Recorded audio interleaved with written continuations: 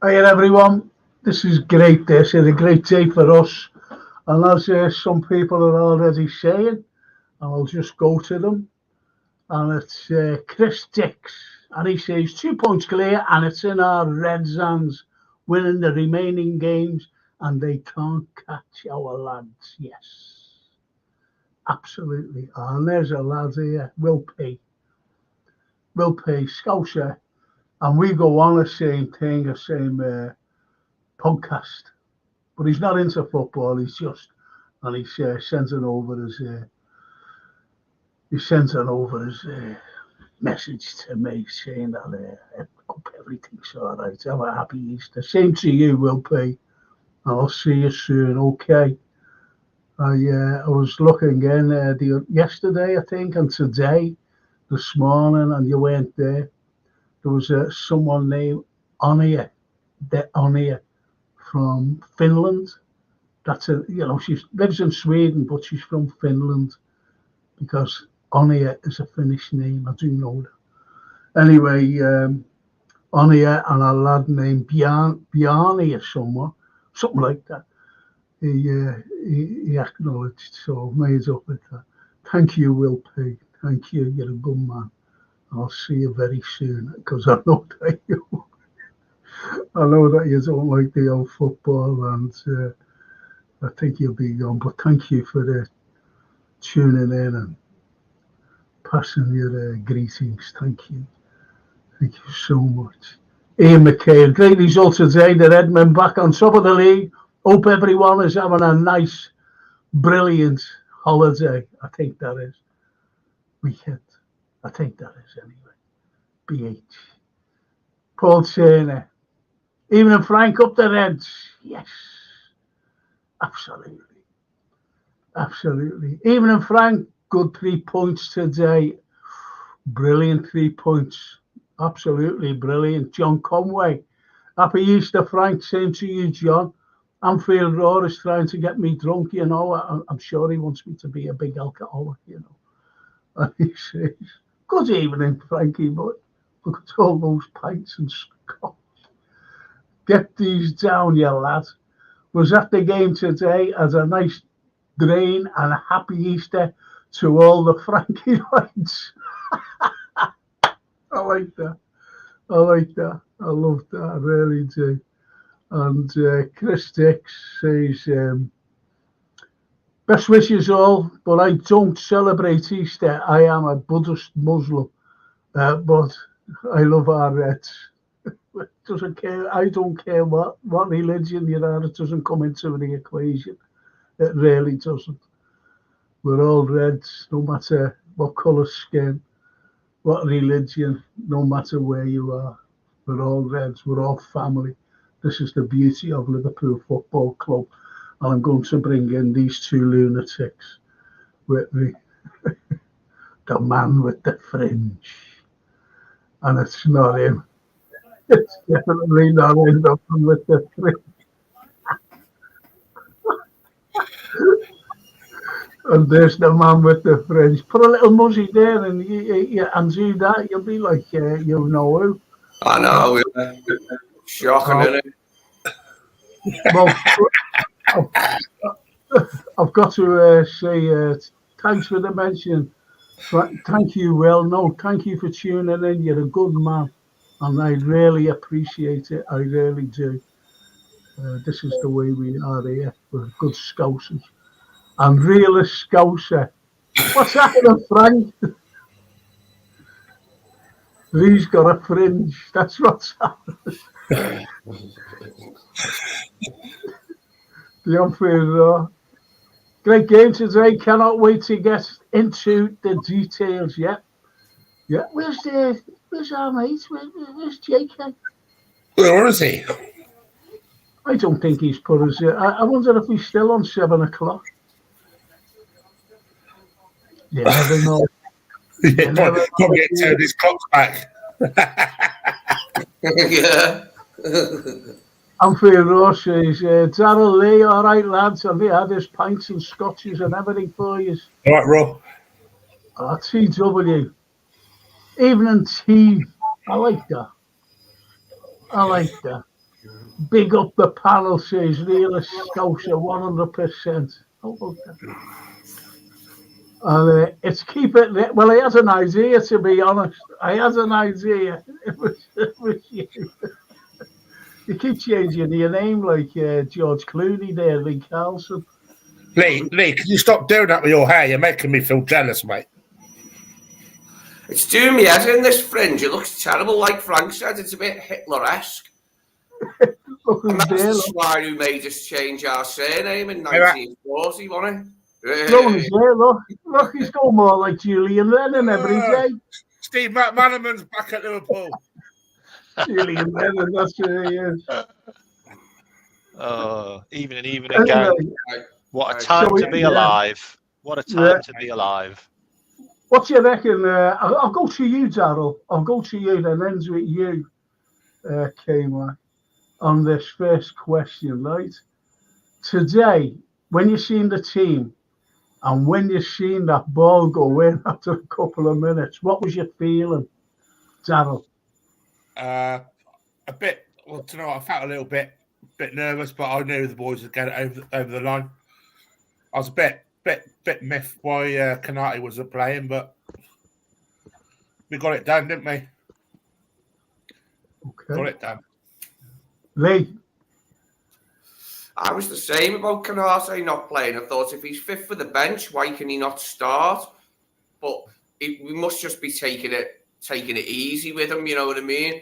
But it is frustrating, nevertheless, isn't it, to see him on the bench and not starting? It's a bit frustrating. Okay. K-Mac? I kind of agree. Like, if Kanate can play for France and then he misses training, then he's got plenty of time to recover. But what I felt when that goal went in, it felt like a Man United game. It felt like the Man United game. I thought, oh, we're gonna have a Man United game here where we get a draw. Right. Yeah. Okay. Well, that's fine. But I'm staying to UK, man. When that first goal went in, after a couple of minutes, and the way they were playing afterwards, what was your feelings? Really, I'll tell you my feelings. I knew we'd come back and win the game. I just knew it. That's the way Liverpool are. This is the way this team reacts. Anyway, what was your thoughts? Well, it's 28 points from losing games. That's how we do things this season. It's weird as well, though, because how many of those goals do we concede where they just bounce off about 3 players and end up going in the net against us? Like, there's nothing to them. Like, they're not skillful. They haven't cut us open. They haven't really created a lot. It's just a couple of ricochets, and then they score. Like, it's just for me. I just feel like the first 5 minutes of any game, we just need to go long. We just need to kick the ball long, get the ball in there half as much as we can. Like, because we seem to be really, I don't know, like we seem to be really unlucky in conceding first. Like, it's like one shot, one goal, like really quickly in a game against us. It has been, I think it's 19 times this season we've gone behind, which is just insane. But we create so much that we should feel like we can win any game, even if we concede. But I'd rather we didn't. Yep. Okay. Well, no, absolutely. You're spot on. We all feel like that.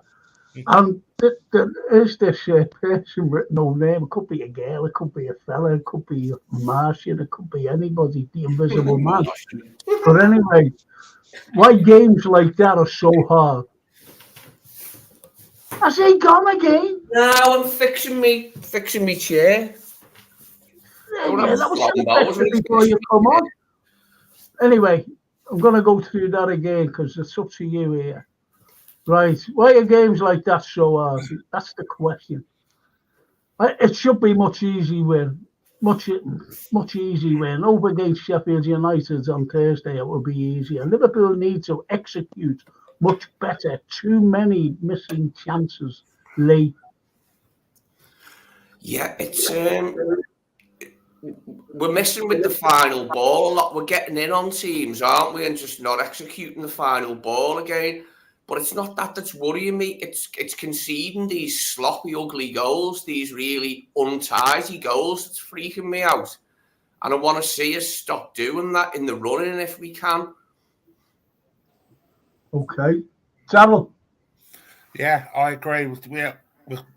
We seem to be missing quite a number of chances. Like, Mo had 11 chances today, really, and he should have scored at least 3 of them today. And But at least, you know, he scored the winner. yeah, at least he scored the winner. This counts more. This counts more. Diaz took his goal well. Diaz took his goal well as well to read it, to get in that position. So just have to get the win. All right, JK. Evening, guys. Hi, Jay. Evening, mate. Hope you cool, everyone. I'm happy, bro. The day went to plan. I've got no worries. We won our game. Them guys drew. So all in all, top day. Okay. Well, that's it, isn't it? You know, it's in the nutshell. It's what we hope for. Because we knew that it was going to be hard. To be honest, I said we were going to win 3-0. I didn't think they'd score. And as Darryl said, and as that person said as well, we should be putting away these chances. Just imagine, it should have been 5-1. Should have been. It easily should have been 5-1. Would you agree with that, K-Mac? Yeah, I've just been on someone else's show, and they were kind of saying that, like, the Brighton, you know, De Zerbi's good and all this stuff. They were garbage. They were garbage today. Like, seriously, they were garbage today. Like, I get that they posed a threat, but they were garbage. Like, Keller made one save and it was offside, by the way. That was the dunk header where they got a corner and they got another chance from the corner, which shouldn't have been a corner because it was offside in the first place. What? Yeah. You know, Why is that corner given? I had no idea. But VAR don't say nothing. It's like, you know ridiculous, what? mate. It was offside, so you can't be a corner. Madness. Just ridiculous. Okay, But, can I come in there? And it's a question to you all. And I'll start with you, JK. I'll start with you. De Zerbi. Now, io parlo molto lingua italiano, molto bene. I'm half Italian on my mother's side, right? Speak Italian. Right? I watch Serie A. I know the way the Italians play. And I've been watching them winning World Cups and everything else. So I've been doing all that. De Zerbi, to me, now you've seen that game.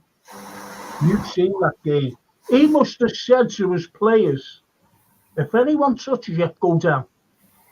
Did you notice that during the game, by the way? Just a bit. Go down. Don't jump in. I'm asking JK and I'm ending with K-Mac.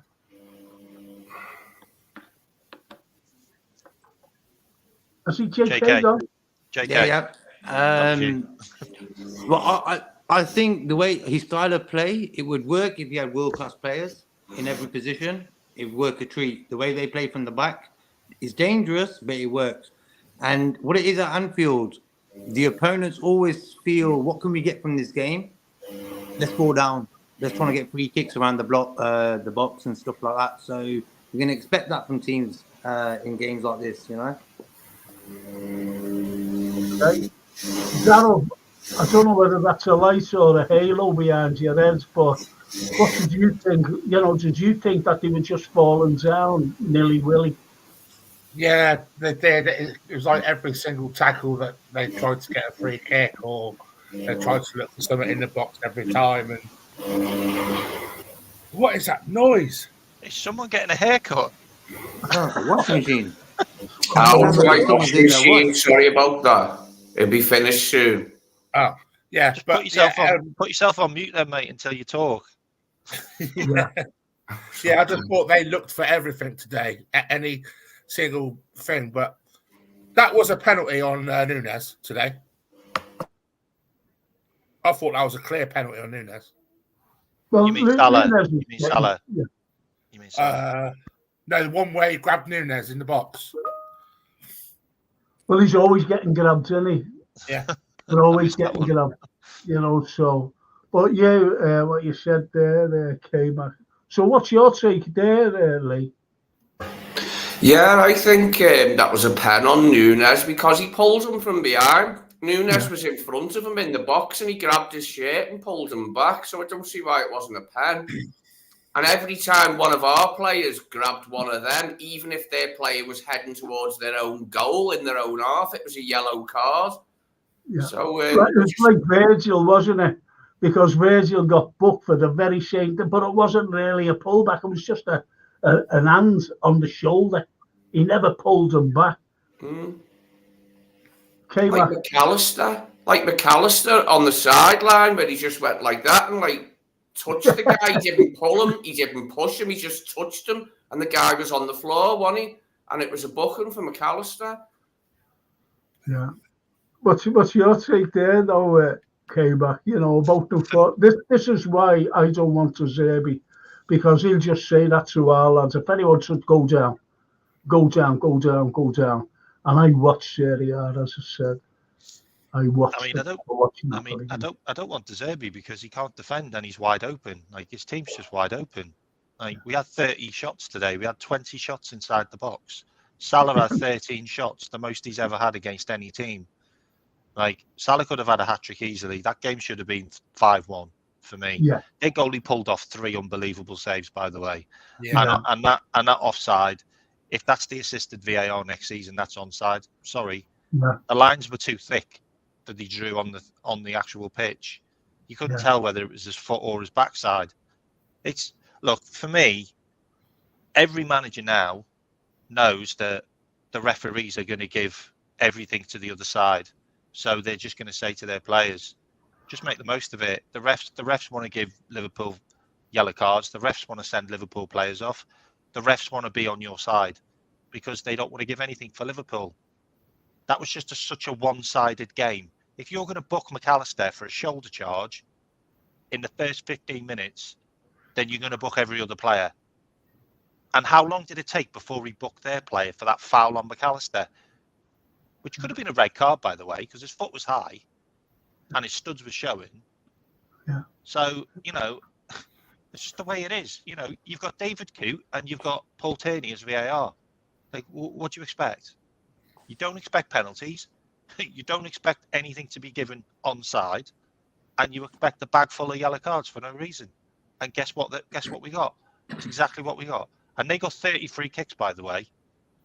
30 free kicks. That was mad, because as Steve LFC corruption. says, the ref's decisions was poor again. He got better at the end of the game, second half. First half, he was terrible. JK, I don't think he could have done anything in the second half because we were just so on top that it was like, I can't really influence the game as a ref. Because we were just squashbuckling all over them. You know what? True that. And what it was, he was sort of getting influenced by their players and the way they were, he took about 3 seconds to make a decision. As soon as the guy, I think it was Gross, started moaning at him, he said, you know what, it's a free kick. I think the refereeing nowadays are getting influenced by players more. I noticed. You know what was interesting, JK, and I listened to this on the commentary. Jamie Carragher even said, "Is the referee being instructed what to do? Because he's pausing after a foul or after an incident, and it's like he's listening to someone in his ear. And who's that person in his ear? Paul fucking Tierney. Yeah. Klopp's mate. Did you even see Diaz hesitating to celebrate when he scored as well? It's like, it's a joke. Excited. There you go, bro. I was waiting for it to celebrate goals now. Football's done. Football is done. My wife literally said to me, I didn't hear you celebrating at all. Did you score goals today? And I'm like, I don't celebrate no more because I don't know whether it's going to be a goal. I haven't even got the emotion to go, yeah. Because I'm like, well, there's no point celebrating because it's probably going to be offside. Absolutely. Can I just ask all the people tuned in? Can you just press the like, please? And if you know you haven't subscribed, can you just press the subscription button, please? Thank you. Get the algorithm out there. It'll be lovely. It really will. Can you just do it because it's your show. We put up the comments. We discuss the comments that you put up, as many as we can, by the way. As many as we can. Hit the notification bell as well. Yeah, and then you get a notification that this show's on. I keep forgetting about that, the notification. I really do. Thanks, K-Man. No problem. And Anfield also, sitting in the Kenny stands, I was continually worried about that Adringer. Who's he? Oh, yeah. The winger, yeah. Hello, Frank. A drinker, the winger. Yeah. Austin saying hi. Oh, good to see you as well, yeah. So, anyway, he says, my goodness, he is fast. Eventually, he got him closed down. I do feel watching Salah today irritate me massively. But then again, you've got to look at what he gets the winner. Yeah. But he's there and thereabouts. And it's all going to come good for Mo. He got the winner today. An assist and a There goal. you go. An assist. Well, what did you think of I'll go to you, K-Mac, stay with you there, and I'll go back around again. What did you think of Louis Diaz's goal? What did you think of his goal? I thought that's the best game Diaz has had in a red shirt for me. He was absolutely sensational. Yeah, you know what's interesting? It felt like because we didn't have any training, Colombian Diaz started for us. And it was just like he was playing for Colombia. He was everywhere. He was absolutely sensational. And that goal, there's not many players to score that goal. I'm sorry. No, not many players. It was like a karate kick. It was like a karate kick into the top corner. It was so street ballish. It was so street ballish. But it was so quick. I know. It was so quick. It was brilliant. He came out and he bam, boom, goal. He was brilliant. And even his goal, which I think was onside, by the way. Yeah. Where he actually nutmegs the goalkeeper. Did you notice? Really good. Did you notice? I'm going to stay with you, K-Mac, because I'm going to ask you all the panel a question. Do you know where? Did you notice first half again? And the ball, it was like a ping pong thing, and it was going in, and it went through the legs, but at the back of the heel of the goalkeeper who knew nothing about it was going. Can you remember that? That was Nunez's shot, wasn't it? That was an unbelievable save. That was Nunez lying. That was Nunez lying on the floor. Took that shot. I'm going to tell you what, though. I tell you what, though. We need to get the ball to Diaz more. Like Diaz never got a touch in the first half. Like no, everything just went to Mo. Like Diaz needs to get more production over to him. Like because he's such a good player when he's on it. And like I just we took him off. I felt like he probably should have stayed on. To be honest, he might have scored the third if he'd have stayed on. But long may it continue. Like we keep the Nunez that we've got right now because he was just skinning people for fun. It was great. Okay, I'm gonna 3 questions here. Okay, well 3 comments. 3 comments. And I'm gonna stay with UK, Mac. Then I'm gonna go around again. Right. Just let me go through these 3 comments. Yep, that David Coote was a bell end. Lost the plot, and he did actually. Right. This one. Salah scored, which is great, but McAllister as well, class, superb performance from midfield. Fantastic, says the Anfield Roar. And I know Keller's been great, but do you think Allison comes straight back in for his distribution? Right, so for his mainly distribution. Okay, so I'm going to stay with that, with what the Anfield Roar said, right? And what I'm going to ask just one player. I'm going to go through the team, but I want your assessment, not assessment, but out of 10, what would you give Kelleher? Just Kelleher, out of 10, K-Mac. Was this for today's game? Yes, for today's game. He didn't really have to do much, to be honest. No. You can't blame him for the goal. You can't No. blame him for the goal at all. 7, probably give him a 7. Okay. Just no Lee? nonsense, No, really. no, that's fine, because Didn't have to do when we're assessing the players after it, right, you know, because, okay, Lee,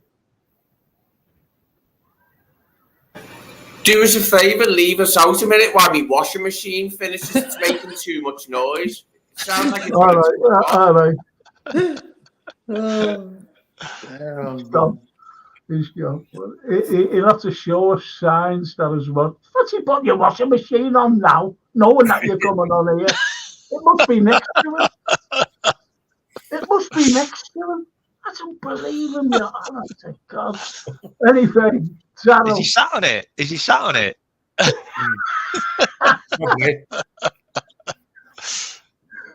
Yeah, I'll go along with saying that 7 for Keller. He didn't really have to do much apart from pick the ball out of the net, did he? So, okay. Yeah. JK. Same, 7 as well. Okay, stay with you, JK. And then Darrell, then Bradley. Oh, Bradley, top game. Started slowly, but the way he nicks the balls off the opposition, he's got this vigour in him. He's got this little bit of fight in him, what I like. And I think Bradley, I'm going to give him a 8. 8 out of 10. Okay. Darrell. Conor Bradley, yeah, I'd say, yeah, 8. 8 for Bradley. Very well. K-Mac. Look, I'm a massive fan of Bradley, but he really does need to work on his end product, because he had 3 clear chances to put the ball into the box, and he hit the first man every time. I thought it was probably Bradley's second worst game I've seen him. Give him a 7. Quansah was quite poor as well, if I'm honest. Like the right hand side, like they really had to go at the right hand side because of those 2. 7 for me as well. Same as Keller. Okay. All right. I'll go on to the left hand side. Joe Gomez. Oh God. K-Mac. Gomez was stinky today. Like honestly, I wanted to throw my lucky socks at the TV monitor when he did that 40-yard pass in the 93rd minute and everyone was out of position. And I'm like, what are you doing? He got in the way in midfield. He was too high up on the left hand side when we had nobody on the right, when we had nobody back on the right hand side. He left us lopsided too much, kept on giving the ball away. Mode got down on his side twice, put the ball right across the goal, which someone could have just had a tap in. I thought that was a poor game by Joey. I'd probably give him a 6. Okay. Darrell. Yeah, I think I'd go one lower. I think I'd give Gomez 5. I thought it was the weakest player today. I was trying to be fair. I was trying to be nice there. Trying to be nice. I don't disagree. All right. JK. Yeah, I think it wasn't Gomez's best game. I think what it is with Gomez, very technically good on the ball, but for some reason today, at the end, in injury time, he twice lost the ball. He gave a wrong pass, and I was thinking, this guy normally don't do this. Why is he doing it for? So I'm going to go with a 6 with him, just because of them 2 things there. All right. No, all right. You've all gone for that. You know, that he has a poor game. And I'll go to you, straight to you, K-Mac, and we'll go back around. No, I'll stay with you, JK, and end with K-Mac. If Robertson's still injured against Sheffield United, right, would you place Semikas in front of Joe? I don't really have a problem with Gomez playing, bro. I think what it is with Gomez this season, probably one of our best players. He's going to have an off game, you know. He was with England for a week or so. So for me, it wasn't really so important that he had a good game. He's like, he just about got by, you know. So I'm not going to go total and say, well, we've got to drop him, you know. I think maybe rest him for Sheffield United and give Tsimikas that start because it's the opposition. And then maybe get him ready for the United game on the Sunday. Okay. All right. So let's change track now. I'll go to UK back. I knew Keller being brought, you know, being great, whatever, and would just bring the Allister back in if he's fit. Oh, what? Why are you teeing me up for this, Frank? You know how I feel about Keller. No. Oh man, you know how controversial I am about Keller. Oh, it's Ali, answering the boys. Ali doesn't walk back in the team. I'm sorry, he just doesn't. Like literally, Keller has got stats that are better than Ali's right now. They really are. Like some of the XG that teams have had against Keller, and he's managed to keep a clean sheet. Like today, you can't blame Keller for the goal today. You just can't. Like, and you can't really blame Keller for the goals against Man United at their ground. Like, you just can't. Like, even the winner, he was right in the bloody bottom corner, and he scuffed it. Like, Keller's been absolutely sensational. He stays in the team for me. He stays in the team. We don't need to rush Ali back because Ali had a relapse, didn't he? Which is the reason why he's injured again anyway. So just take your time, Ali. There's no rush. There's no rush at all. On the Gomez thing, though, because I just wanted to mention, if we're playing a team that don't offer that much threat coming forward, then I don't think we need to play Gomez. I think we can play Tsimikas because Tsimikas isn't a defensive-minded left back, and he also doesn't play inverted. So it would make sense that against Sheffield United, you play Shimmy and you give Gomez a rest, or you switch him to the right again. I don't know, but that seems like that logically that makes more sense to me. Why would you want a really defensive-minded left back against Sheffield United? Like they concede 5 goals pretty much every other game. Okay. What about you, Jarrell? Would you bring Ali back? I agree with K-Mac on that one. I don't think you need to rush Keller back. Ali back. I think Keller's doing a magnificent job anyway. He's been out for quite a while, Alisson. There's no need for him to come back and then get injured again. I'll stick with Keller. Okay. What about you, JK? Yeah, what it is confidence. He knows he's a regular. You don't really want to break that. I think if Allister is on the bench next games and just leave him on the bench for a few games and then maybe see what happens with the goalie situation. But for now, I'm all right with Keller. He's very good with the ball at his feet. He works well with Kwanzaa, Virgil. He knows how to give him the passes right. So I'm not in a real rush to put Alisson back in, but I prefer Alisson in goal than Kelleher, 100%.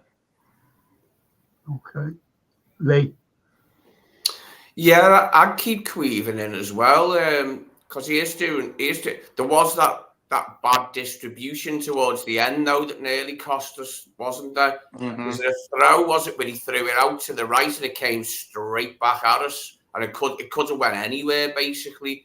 So there are the odd hiccup from Queven, but he's done really well, the lad. You know what I mean? He's done really well, and it's a good sign for the future, isn't it? And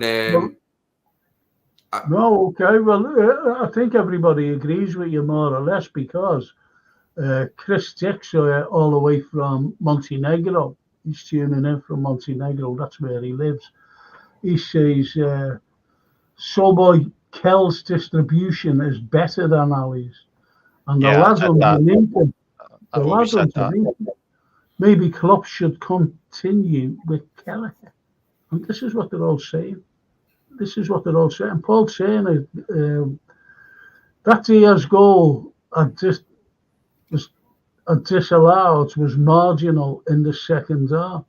But there is controversy over the lines as well, isn't there? Well, that was drawn up. Absolutely ridiculous. This is the way it is. And at least someone mentioned, when I mentioned about the Brighton players, touched them, they're on the deck. Yes, Frank says TW, they spend most of the match on the floor. Did my head in, but it's not just them. No, it's not. What I was saying. And that's what I was saying. Teams now will go down more because the refs are going to side with them because Liverpool get no decisions. None whatsoever. It's not even up for debate, is it now? But when we say it, we're being victims and it's a victim mentality. No, it is. No, it isn't. We're just saying we keep getting robbed. Just look at Klopp's face. Like, literally, Klopp's just like, he's just like, and you can see him. Sometimes I'm like, is Klopp going to get a yellow card today? I feel like he might get a yellow card. But now he's just like, he's not even bothered now. He's just like, he's not bothered, is he? I noticed that myself. You know what, as well, and I'm probably not going to be the first person to say this by the end of the season, but I genuinely believe Klopp's left because of corruption. I just feel like he's just left because it's just so corrupt against him now, and he's just like, what's the point? It hasn't helped, has it? It hasn't helped with his decision. All the time. Well, Anfield Raw says, don't want a Zerbi. And a disrespectful comment. I don't know what that means. Nobody. Troy Deeney said Gary O'Neill. So he had a disrespectful, Zerbi had a disrespectful comment. That's what I think he's saying. Yeah, he did. Troy Deeney said Gary O'Neill to come and be Liverpool manager. Nah. You know what? Maybe 1 or 2 years. Gary O'Neill looks a real good. He looks a really good manager, by the way, for the future. But he's done nothing so far. Not enough. No, not enough. Not enough for me. Coventry City beat them in the FA Cup. At home as well. I mean, away, Coventry, yeah. I'm gonna He's go a good manager. I think he's doing pretty well. The problem with him, with him against Villa, he had Chan missing, he had Neto missing, the most dangerous players in their team. And plus, he had the guy at the back, the old West Ham defender. So, them 3 players, Dawson. So, them 3 missing, and Cunha as well. So, they had 4 top players missing yesterday from their team. I'll tell you something interesting about Gary O'Neill as well, which Troy Deeney clearly knows nothing about history. Who did Richard Hughes sack? Yeah, Gary O'Neill. At Bournemouth to get Irola in. Who did he sack? He sacked Gary O'Neill. Gary O'Neill. He saved them. He saved them. Troy Deeney. He saved them from getting relegation. He saved them from getting relegated and sacked him. And then sacked him. Yeah, sit down, Troy Deeney, you muppet. But what do you think of Richard Hughes anyway? His appointment. I know what I'm fuming over it actually. But go on. I'm 100% behind whatever Michael Edwards wants to do, and if Michael Edwards wants to get a guy that he's got like a telepathic, it's his mate. Yeah, but they're telepathic. They both go for the same players. Like when he was at Bournemouth. Don't bring mates in. Mates can. Richard Hughes tried to sign Virgil van Dijk before we did. like honestly, the pair of them are like bros. I'm fine. They can have a bromance. Yes, but I'll tell you what it's like. All right, Spence. K-Mac, I'll tell you what it's like, mate. Honestly, tell you what it's like. It's like when someone mentions FSG and don't like invest. We all know they don't. Don't care what anyone says. They don't invest, right? And the lads who like FSG, they always bring in, and the girls, need the girls as well. They come into it and they say, "What about the better than X and Gillette?" You've got no fucking other excuse, and I'm sorry to use expletives on this. That's not an argument. But they piss. No, it's not. They piss me off by saying it. And this is like Hughes. He wanted to sign. So fucking what? So I why, ju- why, so I- why don't you I'm like? just- So why don't you like Hughes, Frank? Why don't I like Hughes? Yeah, why I don't you think like we're Hughes? fucking better than Hughes. This is Liverpool Football Club.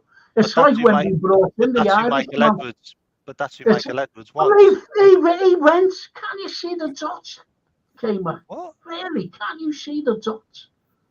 Oh, mate, That's I can see a bright future with the next manager being a Paisley. For me, that's what I could see. Why The next do we manager want to being a throw? Paisley. Why do we want to throw a spanner in the works when we've got Michael Edwards back? Richard Hughes has got huge connections to Italy, With who? Portugal. He played there. Yeah, and what? He played in Italy. He's got huge connections to Portugal. He's got brilliant connections to all of the youth system in Bournemouth and Southampton. Like, honestly, this guy is very, very well renowned. Very well renowned in the game. Well, why hasn't anybody else gone in for him? And Chelsea and Man United both tried to get Michael Edwards, and we got him. As far as I'm concerned, in negotiations with FSG in the summer. As far as I'm concerned, we've struck gold. Everybody's got their opinion. That's brilliant. The only thing that bugs me, K-Mac, is Richard Hughes' number one is Roberto De Zerbi, and that's the only thing I'm not happy with. But Michael Edwards' number one is Amaron. Yeah. Who's going to win that one? I'd rather have Amarim than De Zerbi. Morgan's probably just there for the face value, you know. Edwards probably make all the decisions anyway. So 100%, mate, 100%, and I'm fine with that. I'm fine with it. Yeah, but I'm not fine with the way he sort of waltzed back in straight away. Klopp decides he's leaving, he waltzed straight back in. You know, I think that is so cringe. Wait until the season's ended. You know, do your work, get the manager who you want, do it all behind the scenes.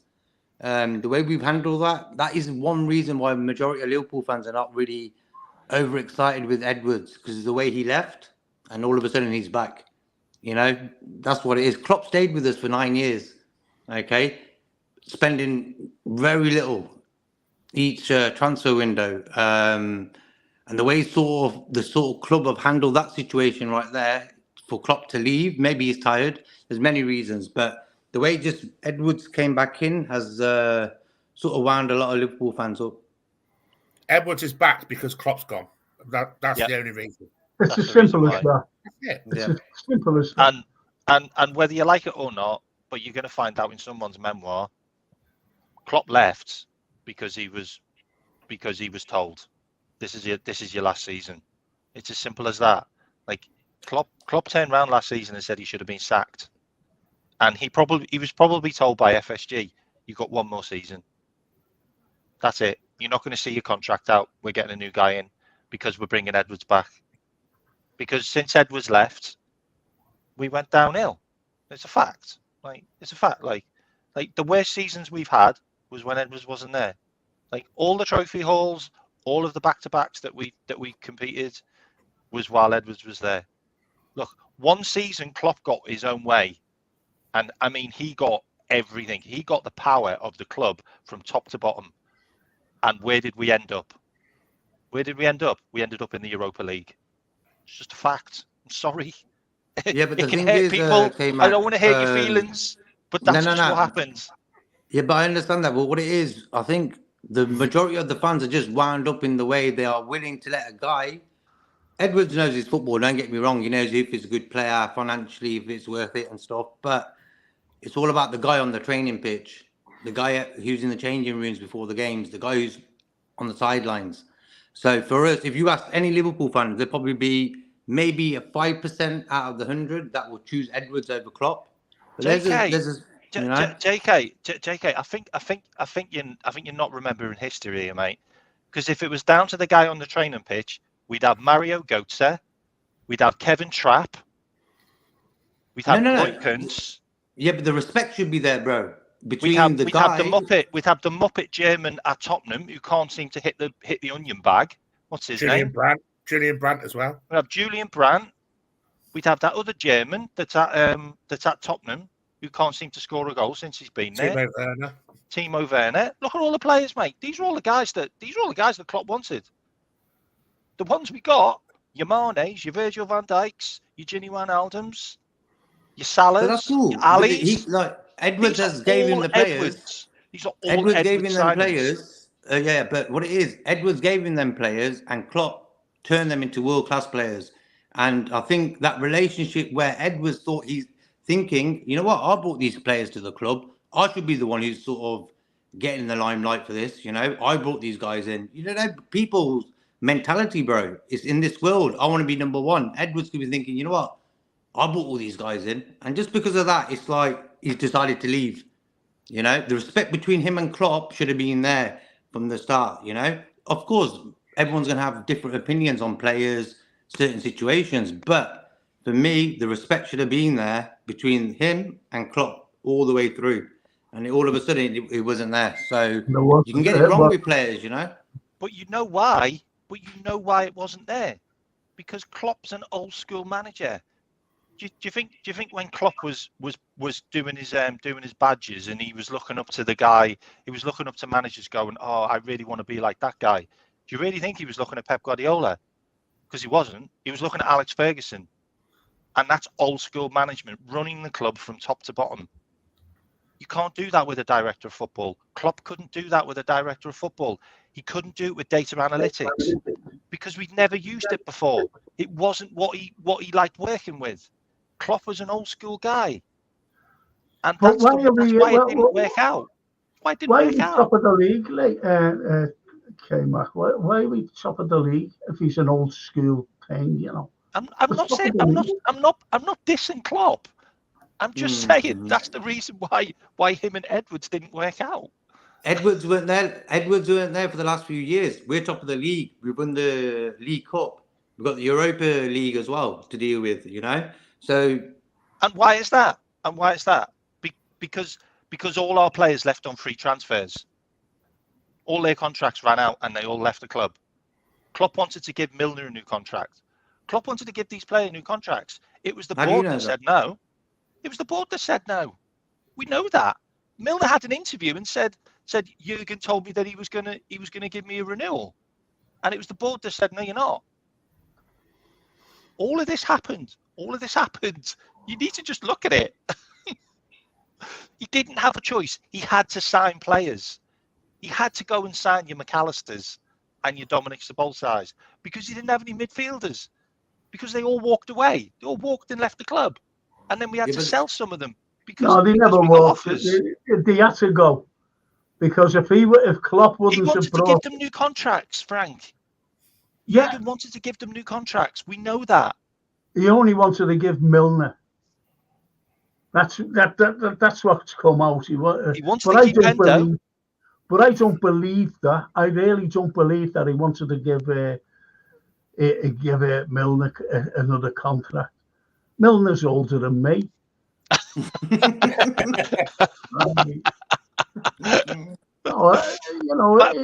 By the way, chat, I am so fucking excited for the future for Liverpool. Okay, so I'm not dissing anyone. All right, honestly, I'm in such a great mood.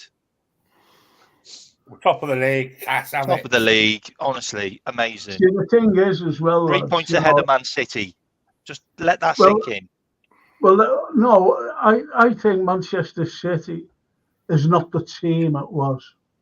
Even last year, it wasn't the team that it was. Believe it or not, I know they won the European Cup and that, but I don't think that they're the team they are. And they're finding out. Liverpool, this is just me. I think Liverpool's best chance of winning the league is now. They can go on and win it. Because Manchester City are not the team that they were. And I still think Arsenal will bottle it. I really do. They've been very, very lucky with injuries. Unless they've been getting their jabs, if they have been injured and getting jabs that destroyed Tommy Smith and Chris Lawler, Jerry Byrne, if you know what I mean, painkillers. There was so much hype. There was so much hype over today's game, and it was the most shittest, shockingest football match I've ever Turned seen. it off. It worked out good. It worked out good. That's the main thing. Oh, I just want to thank Scottish Bear. Big up, K-Mac, Frank, and everyone. Love from Scotland. I have subscribed to your channel, Frank. Thank you. Thank you so much. I really appreciate that. And how about this one here? Chris Dick, score for Beckett today, nothing. Nil, zilch, naught. Didn't save anything.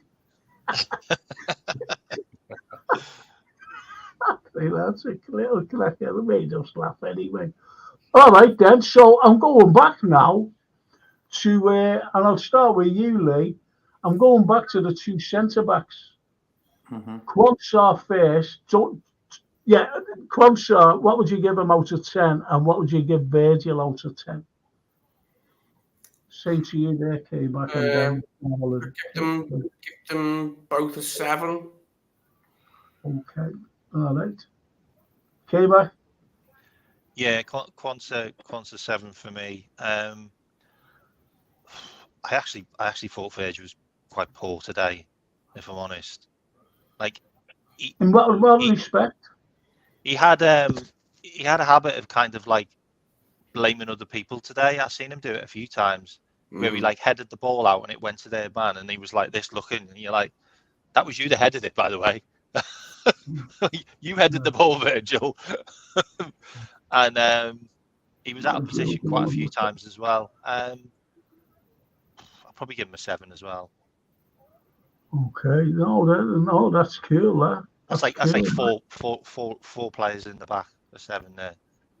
Well, TW gives Quansah a 6.5. A 6.5. TW gives Gomez a 5. For me, today, Konate should have played. I feel like we're expecting too much of a 21-year-old central defender. He's a 21-year-old central defender in the Premier League who's played like 25 games or so now. Like he's been completely thrown in the deep end. Like he's not had time to be brought into the team. He's just been thrown into the team. And last year he was on loan at, was it Bristol Rovers or Bristol City? Yeah, one of them. So he was playing like League 2 football last year. Like you can't. I don't think we should expect 8s and 9s out of Quansah. Like there's going to be games where he's going to be a 6 or a 7, And I feel like in the run-in, the last 10 games of the season, I feel like you play your best players, and Konate should be getting played now. That's just the way it is for me. Well, there you go. And Arjeen goes, hey ladies, good to see you on here. There's only one lady, isn't there? Is the girls on? I don't know. Oh, yeah, the ladies, JSY. That's right, those girls. Yeah. Yeah. Unless she's calling us queens. Because we were bickering, sorry. Don't say that. I know I've got long hair. I used to have long hair. Anyway, Red Bears welcome Scottish Bear. That's lovely. Thank you so much. Thank you. That's really cool. The Scottish Bear. And right, I'm gonna go to. I've seen a thing here. I'll quickly give you my Quansah and Virgil score. I'll give you mine as well. Quansah did flashes of brilliance sometimes on the right in the second half. The way he just got across, he gets a lot of the ball as well. If you noticed, he had the ball a lot of times. Passing is okay. I think for a 21-year-old to come in and done what he's done, I'm really impressed with the guy. He's gonna have mistakes. That's how he learns, But all in all, as a player, I'm very sort of happy, And I think sometimes the games where it's very important that we win, him playing them games at a young age are only going to make him better. Of course, he's going to get skinned sometimes, but I think Konate resting again today is another good plus from that. So I'll give him and Virgil 7s, you know. Okay. He's Well, a bit kinder than me, because I was going to give Quantz a 7 and Van Dijk a 6. okay. I'm going. Sorry, The midfield. No, it's okay. The midfield comes into it here now, and I'm going to go start with Lee, and I'm going to end with K-Mac. Start with Lee, then JK, Darryl, and K-Mac, because he doesn't like the first questions or the first comments. And Scottish Bear actually says Dominic Szoboszlai running power is ridiculous. You see the difference when he comes off the field. Go ahead, Lee. What was the question? I was just emptying the washing machine then. Sorry, I didn't hear. No, it's okay. Did you have it on there silk, woolies, or cotton? It was just mainly towels and socks, to be honest. The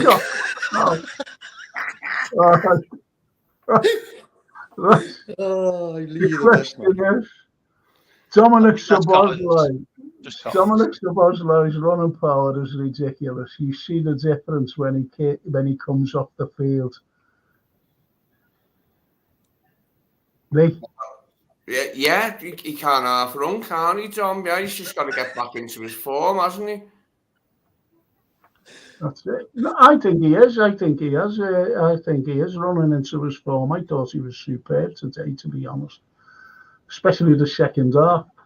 Go ahead, JK. For me, Szoboszlai is a machine. He don't stop running.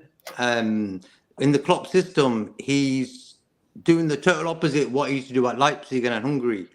In Hungary and Leipzig, he was attacking quite a lot. And within this system, he's just a runner, you know. But he's got it in him to do that. So until the next guy comes in, maybe changes him up a little bit. We're just seeing the other side of him, what he can also do. So he's learned that in his game. Him and McAllister, they're attacking midfielders, you know. But in this Klopp system, they've learned how to do the defensive side to that as well, making him an even better player.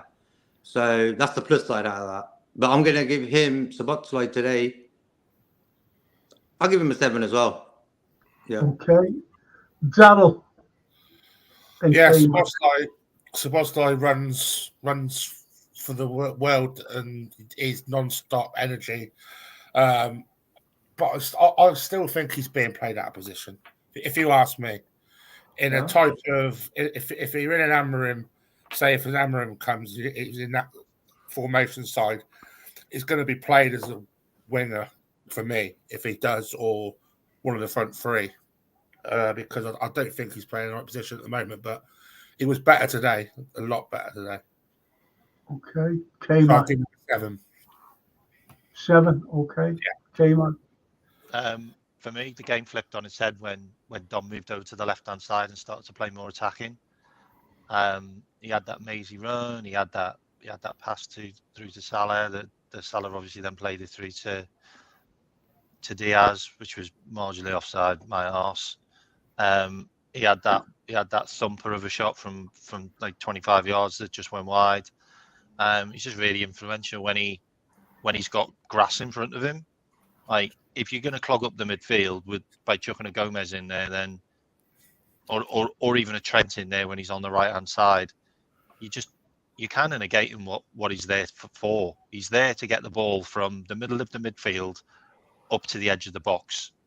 There's like a 20-yard space which he is a master of getting from one to the other and creating a chance or taking a shot. And at the moment, he's not being allowed to do that because we've got players that are in the way, or we're playing the ball to somebody else and not to him. I mean, if you just want to use them as legs to do doggies up and down the pitch and side to side, why'd you spend 60 million on a guy for that? Like, he's got 7 goals and 5 assists from midfield this season. Like, he could be easily in double figures for both if we play him in the right position. That's a great assessment. Next manager's going to get the best out of him, guaranteed. Okay. No, I think that's a great assessment. I'll start with you, Darrell, then An 8. JK. Then He you. gets an 8 for me today. Okay. I give him an 8 also. That pass was brilliant. There's not many players that could have played that pass. Do you mean to McAllister? Yeah, not many. Unbelievable, that. Yeah, it was unbelievable.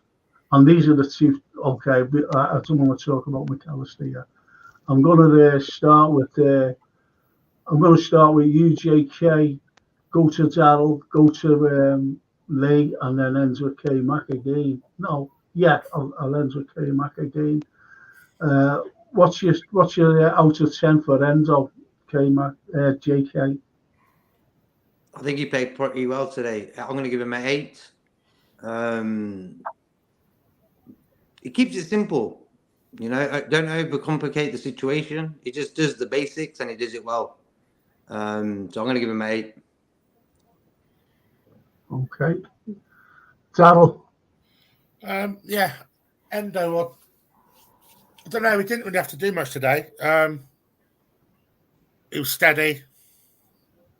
I'd give him a 7. Okay. Lee? I'll give Endo an 8. And I didn't score Dom, did I? Because of the washing machine palaver. I'd give Dom an 8 as well. I thought Dom and Endo were good today. And it wasn't our best display in midfield, but I thought Endo and Dom were. I thought the old midfield was good, actually. Like, I thought we were good in midfield today. Okay. K-Mac? Yeah, I thought Endo was an 8 as well. And you know when Endo's having a good game when you don't see him. That's when you know your DM's having a good game. And you don't see him because you don't want to see him. He was just breaking up play. He was stopping. Like the professional foul was. He got a yellow card. Yeah, the guy was about to go clean through. Like, you know, he just did everything well. I thought his forward passing was really good today. Like he played a lot of good forward passes that got us on the attack, which obviously put us in a position where we could attack them high up the pitch. And his distribution's really good. I mean, I don't think I've seen a game where he hasn't got over 85% pass ratio completion. He's so good at keeping the ball ticking. Another good game by him. Okay. Right, so I'm going to. I'll just go straight to K-Mac, then Darrell, then Lee, then ends with you. McAllister. Oh. I personally think. No, not you. Oh. K-Mac, it's JK. Sorry. No, I'm going to K-Mac. You said K-Mac. Okay. I'm awfully sorry if it is say that. JK, Darrell, Lee, and ends with you. K-Mac. McAllister, yeah? Yeah, please. Wow. Bargain. That's all I can say. I'll give him a 9. Okay. Darrell? Wow. You know what I'm going to say, guys, is the boy's just a genius on the field. He's a 10 out of 10 for me every single week at the moment. 10. Lee? Yeah, I'd give Mac a 9. He's just getting better and better in that 8, isn't he? I mean, the things he can do everything, can't he? Like in that position, he's magic, isn't he? And that mug, who was that Muppet who was co-commentating with Carragher when he said, "Oh, the price Liverpool paid to get him off Brighton," and Carragher went, "What, 35 million? That ain't a lot of money." And he went, "Oh, with the add-ons as well and the installations." And I was like, "Shut up, you mug. I'll come down there and shut you up myself." Don't argue with a fella with a fringe, eh? Never argue with a fella with a fringe. Can argue with Carlson. All right, K-Mac. I've lost my train of thought now after that. For me, I think McAllister's probably the best midfielder in the world right now. I think he's absolutely sensational. I think he's got 15 GA this season, and I think he's got 8 GA in the last 5 games for us. He's been unbelievable. He does everything. He does everything. He can defend. He can pass the ball. He can dictate the play. He's so intelligent. Like that ball that he played through to Salah. It looks so simple, but it's so difficult to do. And he's a master at doing it. For me, he was the difference in the game in the two teams. Like if Brighton would have had him, they'd have beat us.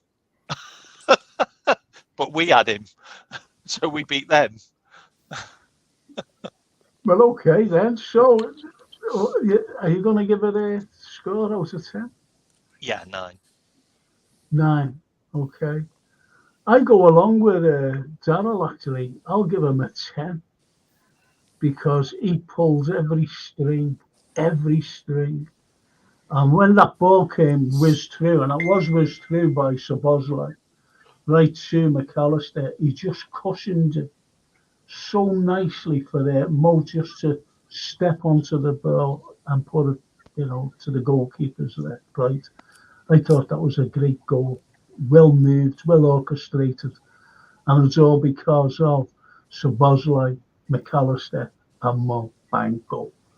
Winner. You can't argue with that. I think he's improved. I think he's improving as well. Szoboszlai, and I give Szoboszlai an 8 today. That's just me. I give Endo an 8 as well, because you hit the nail on the head when you said he breaks up play, Kamer, and that's what he does. He just breaks it up, and we don't realise it. Well, we do realise it, but it goes unnoticed, if you know what I mean. He doesn't half break up play. I think he's a great buy, to be honest. I'll tell you something else that I've noticed about Maka as well. Maka's doing 90 minutes in every game now. Yeah. He's getting better, and he knows how to work the system now better. He knows when to go, when to stay. Before, he was blowing after about 70 minutes. He looked like a Scottish person after about 70 minutes in most games. Well, now he's finishing games off, and he can only get better as well. He's 20, isn't he? 24, 25, 24, 25. Honestly, got some player there. Oof. Evening, Brian. Evening. How are you all? Evening, mate. Hi, Hope bro. everyone's well. Top day. Hey, Frank. Top day. Thanks for the invite there. Oh, so we've got Brian with us, yeah, the Irish lads. Okay. Here's a whopper before I go on to the forwards. And I know this fella, he's a good mate of mine, really good mate. And he says, I've got to say it the way he says it, actually. He said, Klopp forced out by the Yanks because he gets us, and the Yanks don't fucking like the influence he has. FSG would rather fill the ground with day trippers and corporate bellwhiffs. Bellwhiffs. Can anybody comment on that? Please. Anybody? I'll go to our Irish lads. Can you comment on that, Brian? Interesting, straight to me. Okay. This fella goes to match, every game. Yeah, Steve. Yeah. He's a Scouser. He's a good friend of mine. So this is what he thinks, and a lot of other Scousers as well, by the way. So it's not just Steve. So what's your take on what he said there? Well, he's clearly a very passionate man. That's the first thing I thought. He's clearly very passionate. He clearly has strong feelings about it. And as you say, the people on the ground, the Matchday fans, the match-going fans, look, if that's what the feeling is, that's what the feeling is. I'm not going to sit here from across the Irish Sea and tell anyone over there what the story is. But yeah, like I say, he clearly has very strong feelings about it. Okay. All right. JK. Yeah. I've always said this: when a guy can turn your 300 into 5 billion, he's part of your family. He's worth more than family, maybe. And the way they've sort of Okay, Klopp had a bad season last season. In 8 years at the time, we've never really been down. It was one season. And us fans, for what he gave us, he got the players to the finals. The players didn't win it on that day, but he got us there.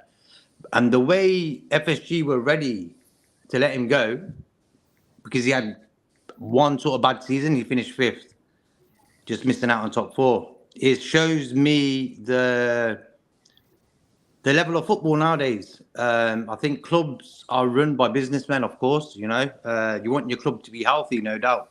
You don't want your club to be like Chelsea, spending crazy money on flops.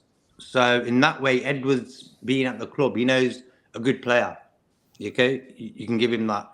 But I just feel the way FSG handles certain situations, it isn't to a lot of people's liking. And I think with that, the news a few years, not even a year ago, that they were willing to sell and nothing came out of that. What was that all about? They're a bit of is it Melrose Place type of people, like just like too much soap opera involved with them, but they do it on the quiet. They don't really publicize it, but they do what they do, and it benefits them financially 100%. But I just think the lack of respect shown to a guy who turned your 300 million into 5 billion, very bad, very, very bad. Okay. There's loads of comments on here. I think they're all good, actually. Darryl, what's your... You know how I feel about Jurgen and how he's been treated by the hierarchy at this football club. At the end of the day, he bought us our first title for 30 years, regardless of what players came in. He does the man management. He does the team in it each day, training day in, day out. He's been shafted by FSG, and I agree with what Steve says. Every single bit, every word, every word. Okay, I think there's some great. I think there's some great comments here. I can't read some of them, by the way, but that's the way it is. But I can't wait to talk, Frank. I can't wait to talk. Go on. K-Mac's getting hammered in the chat. I'm just looking at these going, okay.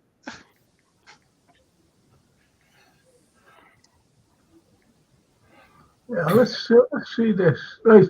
All right, K-Mac, I'll go to you. Let's go to the Are you sure?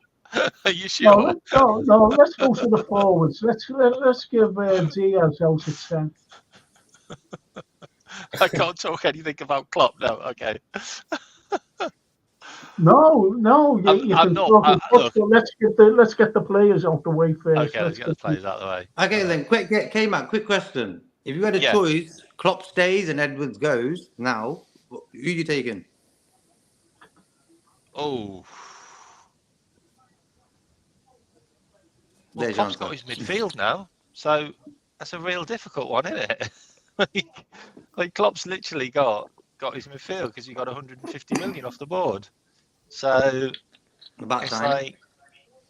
like. Did we sell anyone, by the way? No, we just got the wages down, didn't we? Got the wages down. We sold Fab for 40 million, Henderson for 14 million. Yeah, but we bought. Yeah, it's a fair point. Yeah, I would take Klopp for another. Would you take Klopp for another year and then Xabi Alonso?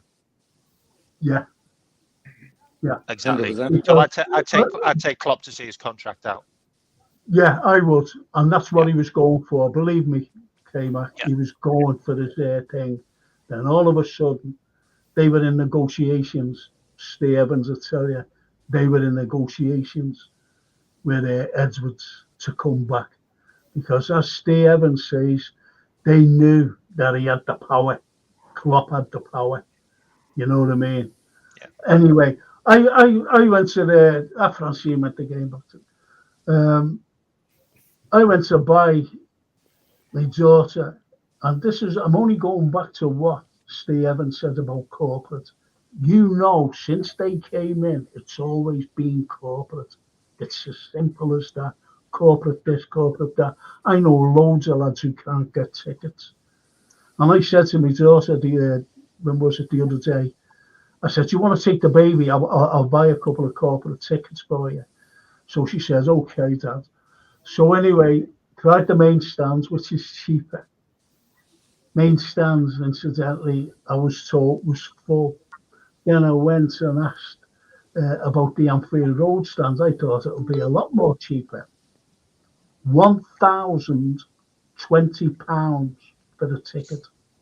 That would have been £2,040 I would have had to pay if I was going to give my daughter 2 tickets, one for my granddaughter and one for her. The one that's I'm paying for, Frank. Yeah. Insane. Think about that. It's insane. But you know what, and though? this is what's going on. We're not the expensive ones. We're not the most expensive. No, I know. Crazy. One of my, I know this sounds funny, like, because as you say, one of my mature students, believe it or not, one of my mature students, his son, who is an Evertonian, he had 3 season tickets to bring his business. He was a businessman, and every time would you like to go to a match? I'll get a couple of tickets.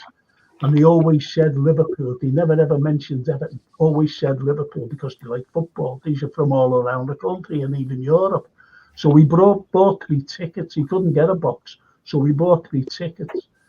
And I used to go when the lads was out abroad somewhere, and old Joe said to me, "Do you want to go?" Yeah, okay. So I used to go with him and his mate to the game. And those tickets, it was I up in the stand, those tickets, I asked him, I said, "How much are these tickets, Joe?" I said, "Mind me asking?" He said, I'll ask me son, 50,000 quid. Tickets. 50,000 Crazy, isn't it? for a season. Crazy. It is crazy, but this is the way they work. This is FSG. And I said, I don't know whether you were on the show, when David Moyes was owner, David Moyes, he had no money. He really didn't have any money. The money that was coming into football at the time to try and keep up with Chelsea. And he spent thousands building the Kop. Do you ever remember? I was in the Kop in the last game against Norwich and got beat, by the way. The last game. And he built it. And he built the Annie Road stands with that little stand above it. He did everything, and he was still buying players. That's the way football should be run. Well, it's a different world, isn't it? Yeah, of course it's a different world. And look, if you want to blame anyone, you can't blame our owners. You should blame our governments, because they're the ones who let all the sheiks in. They're the ones who let all the Yanks in to buy all the clubs, because they know they get tons of tax off them. Right? That's who you blame. You can't. Yeah. At the end of the day, if you're now investing in a football club, then you're not a fan. You're not a fan of the football club. You're a fan of making money. You're a fan of a business. You're a business owner, because that's who buys football clubs now. Business owners buy football clubs, not fans. It's just the way it is, and that's the way Liverpool's going to go now, because we're now going to go multi-club, and they're looking at buying Bournemouth. Funny enough, they're looking at buying other clubs now. So we protest then. Going to go. We but protest if anyone feels sorry for Jurgen Klopp, though, don't feel sorry for Jurgen Klopp. Jurgen Klopp's made 15 million a year. He's the 3rd highest paid manager in the world. Well, to me, he's the best manager in the world. Jurgen's got tons of advertisements. Jurgen's got tons and tons of exposure through Liverpool.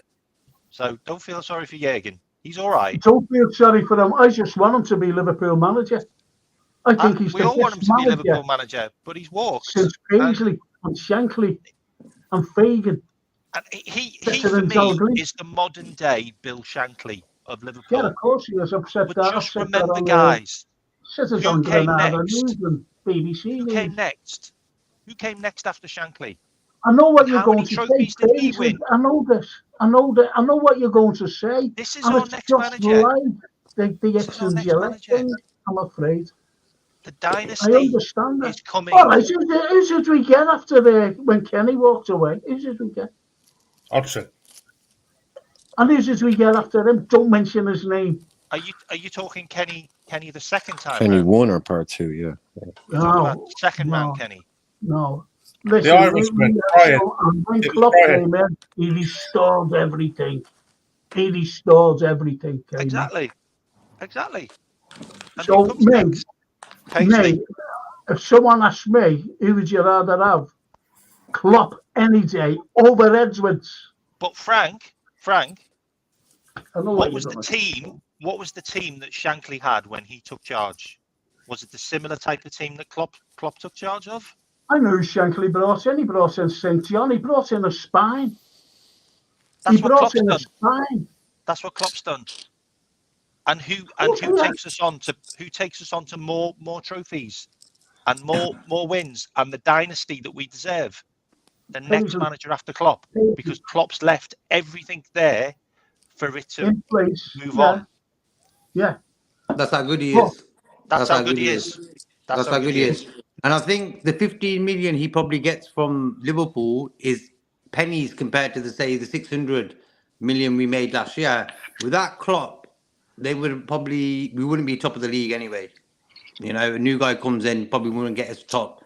You know, so what Klopp has done for this club, he should be getting at least 100 million from that 600 million in his bank account every season. Like, for me, money don't really mean nothing in that way because of the time, energy. He puts more energy into Liverpool than the owners do. Okay? But the owners take the fat check. Where Klopp gets pennies. That's facts. He's only getting Klopp's always had this aura about him. He can advertise.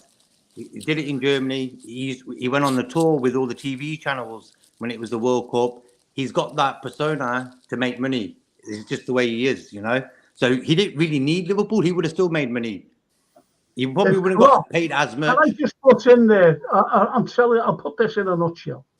If Klopp would never have taken on the job of Liverpool, and no disrespect to Brian there, because I won't mention this man's name because I despise him for what he done. Despise him. The Irishman, when they got shut of him, he should never have been manager, by the way.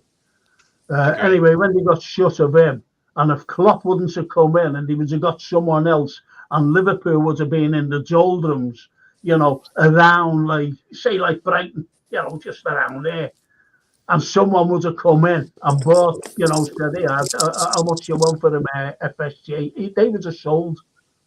They would have sold. Klopp has made Liverpool, not FSG, Klopp. And if you can't see that, any of you, I don't know what's wrong with you. Rodgers is Northern Irish. He's in Irish. Yeah. Still an Irishman. Well, Northern Irish. He's British. Well, yeah. As far as I'm concerned, the pair of them work so well together, and they've made Liverpool what it is. I'm more concerned on the fact that next season we could be going into the season with 3 players with only 12 months on their contracts. Our best players, that is. 3 of them. Yeah, that's an issue. Big issue for massive. Well, as Ian gives Endo an 8, Steve LFC gives. He just gives a 9 to anyone. Well, there you go. There you go. I'm going to go straight to you, K-Mac. I've got to go straight to you. What do you give Lucio today? Lucio. Oh my God, Lucio's a 10 for me. He was unbelievable. Like, he was. He was so much of a threat. Like, he was skinning players for fun. If it literally felt like we got the guy that just played for Colombia into our team, because when he plays for Colombia and then comes back to us, it's like, where's the guy from Colombia gone? It's literally like he just literally came from Colombia and went, I'm just going to play the same. Can I come in there? What you're saying? Because you know, when I was watching him today, I know he's been running into form the last few games, and people have been slagging him, by the way, and I've been supporting him. I was going, no, hang on a minute. And then I'm going to go, you're going to finish off what you're saying. Then I'm going to Lee, then I'm going to Brian, then I'm going to Darryl, then I'm going to JK. Right. Do you think, this is horrible what I'm going to say, by the way. Do you think he's put himself on show because of, the big Barca thing that's coming out about him? Okay, man. No. I think Barca can't afford him. They can't even pay wages. And we got Michael Edwards back, by the way. So do you think he's going to go on a cheap? We're going to get good money for everyone now. No, I just think we didn't have any training in between. Like, he didn't have any training in between, so he literally just came straight back from playing brilliantly. Like Colombia have gone like 24 games without being beaten with Lucio in the team. Like, that's how important he is for Colombia. And if you can tell me any other players that play for Colombia, then please do, because I don't know anyone else. And they've managed to beat Argentina, Brazil, loads of other teams. Like, they've been absolutely sensational, and he's been a catalyst for it. If we get the Lucio that's been playing for Colombia till the rest of the season, wow, we're going to be something, I tell you.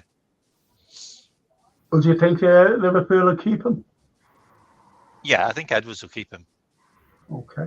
If he carries on with this form. How could you not? Okay. All right. What about you, Lee? Yeah, I think Lucio's been brilliant, hasn't he? Recently, like, he's on fire. And he was ripped off today. I reckon he was onside. I reckon he was level there at the very least, like K-Mac said before. And like a lot of other people reckon those lines were bullshit, weren't they? Them lines. Yeah. I think good. And he's been great lately, like, and he's getting better. He is scaring defenders, isn't he? He's a big concern for defenders with that pace and his willingness to go at players. I just wish he'd go on the outside once more in a while still, and go onto his left foot a little bit more, just once in a while. But that's the only criticism I've got basically of Lucio lately, or since he's been here, is that I'd like him to go on his left foot a little bit more often. Yeah. K-Mac's gone. Yeah, he's left. K-Mac's gone. He said he had to go. Yeah, well, I didn't know that. Anyway, beat him up. Brian. Yep. How we doing? Yeah, you're still with us, yeah. Okay. Yeah. But what Frank, would you give Diaz? I'm going to you after this, Darryl, then ends with JK. Let's ask him his defenders as well, like the defence and the midfield. Yeah, I've done all that. Yeah, we can ask Brian what he would give Virgil. Oh, yeah. But he'd have to go through the team, Brian. Okay. Yeah. I'll start off with Kelleher. What would you give him? Right. Okay, from Kells, I'll go quick. So short one, 7. All right. What would you give Bradley? Oh, great game. I'll give him an 8. Mm-hmm. Okay. Virgil. Not great on the first goal, so 7.5. Are we doing halves? 7 or 7? Okay, Quansah. Yeah, but he's slotted in seamlessly. Never looks out of place. 7. Yeah. Okay, Joe Gomez. Yeah. Okay, not brilliant. Give him a 6. Okay, Endo. Midfield. Oh, another great game. Brilliant. Yeah, perfect destroyer role. Give him an 8. Yeah, brilliant game. Okay, Szoboszlai. Yeah, he looked like he was trying something new there, going a bit further forward on the left and trying things, but I think he's run out a bit of kind of energy and a bit of steam, so runs all day, like you were saying. So a 7, not brilliant, but a 7. Okay. Yeah, happy with a 7. McAllister. Out of this world, Frank. Absolutely out of this world. What a performance. I was watching him all day. I couldn't take my eyes off him. The guy's so good. 9 out of 10. Just brilliant. Absolutely brilliant. Okay, because a lot of people said that he was man of the match. Oh, definitely. He's my man of the match rank. Yeah, my man of the match. Yeah. Okay, then we'll go back to Lucio now. What did you think of him? What would you give him out of 10? And don't go. Great. I'm not going to ask you about the other players until. Yeah, no problem. Yeah. I'd just go straight with an 8 for him. I thought perfect. Lucio performance works like a absolute beast, up and down, never stops. He was really, really quick thinking there on that goal, made the difference, opened it up for us. We needed that goal, and he was quicker to the ball than everybody else. And K-Mac was talking about what a great performance he had. So I'd be with that. Definitely an 8. Yeah, really great show. Okay. Darryl, if you give your score. Yeah, I wouldn't give him a 10 as what K-Mac did, but I'd give him one and I'd give him a 9. Macca was the 10. No doubt about it. Okay. What about you, JK? Never been Diaz's biggest fan, but today's game and the Man City game, next level. He's taking 25 grand. We were talking about this earlier. He takes 25 grand a week home. And with that energy he puts into our team, for example, like today, that's worth more than 25,000 a week he's taking home, But I'm going to give him a 9, 100%. Top guy. That's stay with you. JK, stay with you. Nunez, Darwin, what would you give him? I would give Darwin, he doesn't look 100% sharp. I'll give him a 7. I think he did an okay. Definitely there's more, he can play better, 100%. But for what he did, I'll give him a 7. Okay. Darryl? 7 as well. I didn't think he was that great today. Okay. Lee? For who, sorry? Nunez. I'll give Nunez a 7. Brian? I'm with the lads, but I'd be going lower. One of those anonymous games. I know he had that weird shot that he nearly scored from, and something else at the end. So I'd be harsher. I'd give him a 5 or 6. I'd give him a 6. Okay. Well, I like the way you said that. One of those weird shots. To be fair, I was going to go 5 or 6, but I didn't want to be harsh. No. Actually, I've gone back on that 7. I'm going to go with 6. Yeah, the 7 was 6 for me. Okay. I'm staying with Brian. Mo, yeah, getting all the talk today. He broke his record for the most shots he's ever taken in a Premier League game. I stopped counting at 12 anyway. The graphic came up saying he broke it at 11, and then he had another one. He may have had another one after that, but he was just, without wanting to swear, it was a bit of a, that expression, if you throw enough stuff at the wall, eventually something will stick. I think he was just trying. Absolutely, I thought that's just Mo. He was still our most dangerous player. He was our most wasteful, but I thought you couldn't take him off. I thought he always looked like he was about to do something. So look at Mo. He scores, he misses. What are you going to do? Give him an 8. excellent, great assessment. That, by the way, Lee. Sorry, who was that for? This one? Mo. For Mo, give him a 6. Okay. Carol? Mo, I'd go 7. I think he was wasteful. If he wasn't wasteful, it would have been an 8, but 7 today. Okay. JK? Salah, I'm going to give him an 8. He got us to 3 points, got the winner. And that's the danger of Salah. He won't do nothing, but he'll get you the win. He'll get you the points. Okay. My sentiments entirely. My sentiments, and it's what Brian said as well. How can you take him off? He's liable to do. I've always said that you get 90 minutes, sometimes over the 90, and he's liable to score in any of those minutes, whether it's the first minute or whether it's the 94th minute. He's liable to score, no matter what. And don't forget, he's still our leading goal scorer. I'm not going to go into the subs. I'm just going to go straight to Klopp. Brian, out of 10. He's. I was saying it earlier. It's the second half FC thing, isn't it? Every single game, we're having to get to half time, and him to do something and change something, and then we come out. It's almost getting a bit cliched at this stage. And I'd rather we just win a few games earlier. But how can you mark a manager down? It's won a game. They're a high pressing team. They're a good team. They're a good side. They play they're hard to play against. And he got us in at half time, and I suppose he did whatever he had to do. But how can I say? Yeah, I didn't think it's his best ever performance. We didn't blow him away on anything. So what? I don't give him a 7. Is that fair? Would 7 be fair? I don't know. I'm not great. I'm not great at rating managers. I'm not great at that. Yeah. Okay. No, I think that's cool. I really do. What about you, Lee? What was you given? 6.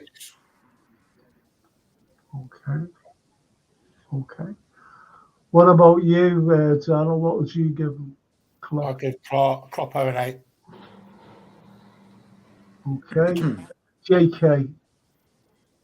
Yeah, a difficult team, Brighton. What they do well is sort of what we do well. We sort of close down pretty well. And I think Klopp always takes the first 45 minutes to work out the opposition. And I think second half, bang, bang, gets the job done. I prefer it the other way around, but it's the way it is, Yeah, it'd be so nice. I'll give him a 7. And I think also Darwin and Salah are not fit. They're sort of okay. They're not 100% yet, and still they did okay, Okay. So let's get back to the comments, right?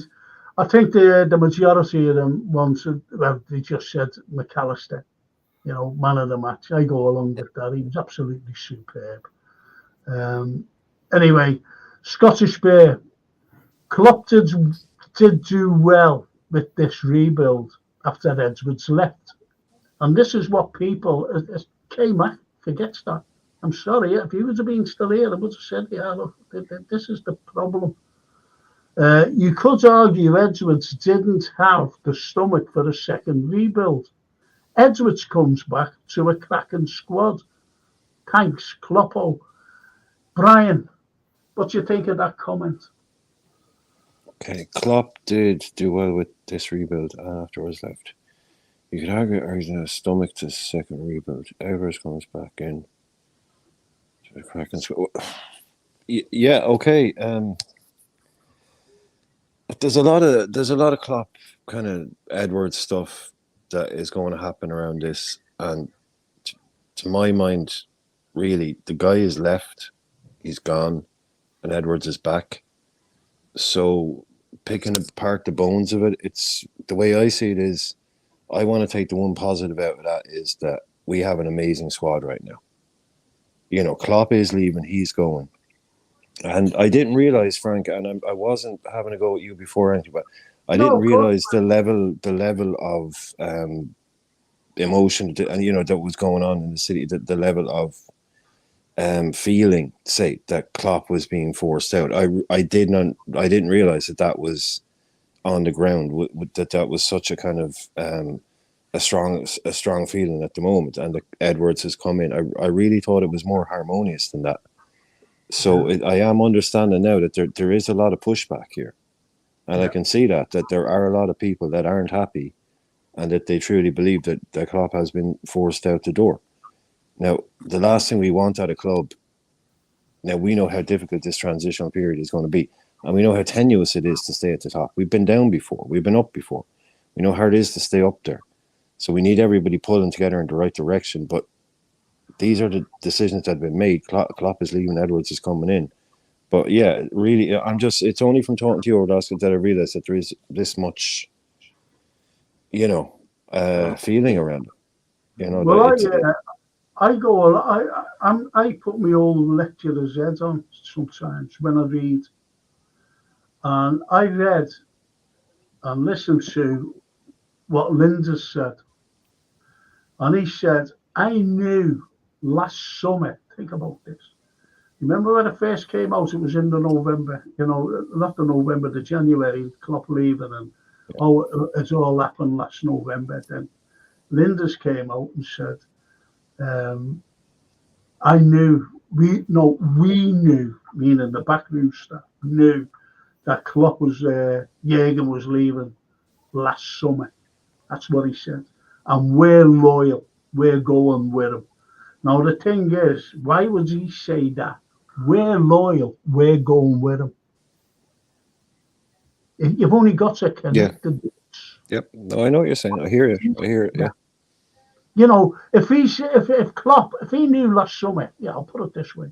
If he said last summer, we all knew, and he's leaving because he needs a sabbatical, or he's just fed up with football, or he's ill, they'd all stay in place and try and fight for the job. What I mean is the coaching job, right? That's what they. But to come out and say we're all loyal, we're going with them, you can interpret that only one way, and that's what it is. It's all about, and it's this end that's coming in, and that's. Well, what I would say, especially with that, Frank, as well. Now you're saying that if it was a situation where Klopp was leaving and going to another club, and it was, well, we're his backroom staff, we're going to go to Ajax or Inter Milan or wherever he's going, but he's not going somewhere, so they're leaving. They're just straight up leaving. They're not going with him to another club. So it doesn't make great reading. No, it doesn't. It doesn't make great reading. And I was like last year, I did. The lads will tell you on here, when that came out in the January that he's leaving, I said at the time, I really said at the time, that there's something more to it than this. Then it was only what Lijnders came out with a few weeks later. Said, we all knew, and we're all loyal. Because someone asked Lijnders, would he mind taking the job? And he said, no. And we are applying for the job. No, we're all loyal to Jürgen. Has he gone? Has Brian gone? No, I'm still here. No. Oh. So his picture's gone now. Okay. All right. But I think that's a cracker, that. And, what do you think, JK, about that? Do you think that there's more to it than meets the eye? Yeah, this is the one reason why I was very annoyed with the timing of Klopp coming out with this news. I think with the injuries and that topic, Klopp, Edwards, and this, that, and that, in a weird way, it's a distraction of what's happening on the pitch right now. So maybe it's working in some ways, but all in all, the way we've handled it, sort of embarrassing, I just feel, keep it professional, keep it low key. FSG only allow news to go out, which is going to benefit them. I think they do that pretty well. They're very clever owners, and I feel that just the way they've just done this situation this season, I don't know what's really gone on behind the scenes, and I think no one does expect the guys who are involved. But for me, we could have handled it better and could have done it a bit more quietly. Yeah, okay. And anyway, I'm going to go to this. I'll stay with you, JK, then Zarrell, then Lee, then Brian. Mark Simons.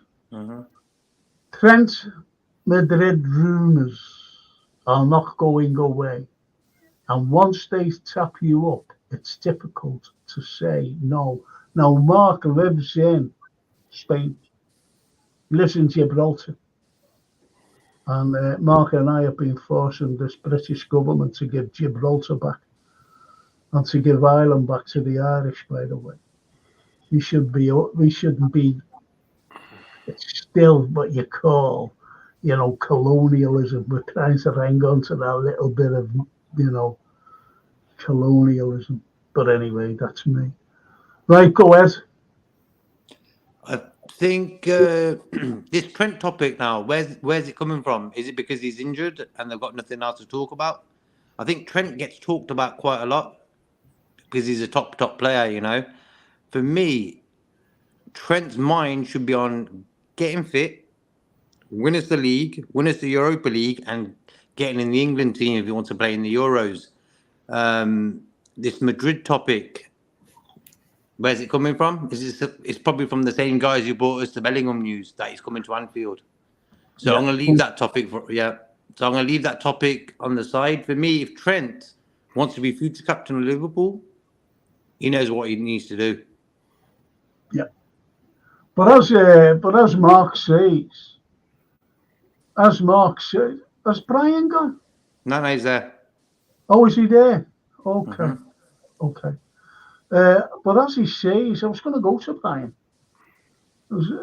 Trent, what do you think of this particular, by Mark Simons, he actually lives in Spain. Trent Madrid rumours are not going away, and once they tap you up, it's difficult to say no. What's your take on that? Do you think he would go and leave Liverpool, his boyhood club? He's supported since he was a little child. He's gone through the academy from a little boy, learning to kick a ball, right up to vice captain. He's won everything with Liverpool, every conceivable medal that's on offer. He's won. So, what do you think he'd go? I can see both sides of the story on it, and my whole thing on this is the first thing that I think about is how the hell have we ended up with Trent with 1 year left on his deal? This is the first thing that occurs to me is how has this been allowed to happen? You can understand the Matip being run down, maybe Salah has 1 year, but not Trent. These guys want 2 years minimum on the books for these guys to be tied down for 2 years to keep the value up. A player that valuable, that important, that iconic, as you were saying, the Scouser in the team that's come up like that. That's a fairy tale story. Vice captain. And somehow we've got to a stage where alarm bells, 1 year left on his deal. So now all this, are we allowed to swear, bleep that comes out in the papers about him going to Madrid? It's easy headlines now because he's only got 1 year. Oh, Bellingham is saying this, Bellingham is saying that. So you can spin it that way. If I'm going to spin it, I can say, like what you just said, he's won everything there is to win. It's a short career. Real Madrid, massive club. Hey, maybe one day he does wake up and think, maybe I would like to try something different in a new country. But it's easy to spin that. If he has 4 years left on his deal or 3 years constantly, this isn't happening. So this is a failure in that department. And if this does happen, maybe, never say never in football, but this would be almost one of those never ones for me. I can't see him leaving. But we've allowed this to happen now where the media can come out and say these things. No, it's poor. What's your take on it, though? What's your take that to run down contracts? Who is it up to offer a contract? Is it the manager? Is it the owners? Who do you say it is? I think it goes up the chain, doesn't it? Has anybody heard about this before, though, that there were contract difficulties with Trent or they were having problems getting a deal done? This has kind of come out of nowhere for me. It has come out of nowhere. Yeah. Of course it has. See, look, I don't know whether JK must. Who did I say we get the most money for, JK? Who did I say a couple of weeks ago or a few weeks ago? Who's the player? I said this. Even before any sort of contractual talks. And if Real Madrid come in, it's like a blank check. It really is. It's like a blank check. And then I said to Jay, because we was having a private conversation, I said to Jay, then all the spin will come out. And it'll be the fans saying, they'll get, Bellingham turns his head because they're mates. Yeah, the usual. Bellingham turns his head, and that's why he wants to go. And then, the owners will come out and say, oh, he wanted to go. We don't stand in the way. And that money that will come in, it will be given to the new manager to buy the likes of Jordan Ibe and Dominic Solanke. That's who they want, mate. And when K-Mac said that, he wanted Virgil, yeah, okay. Pathetic. Yeah, he wanted Dominic Solanke and got him. And he wanted Jordan Ibe and got him. Yes, okay.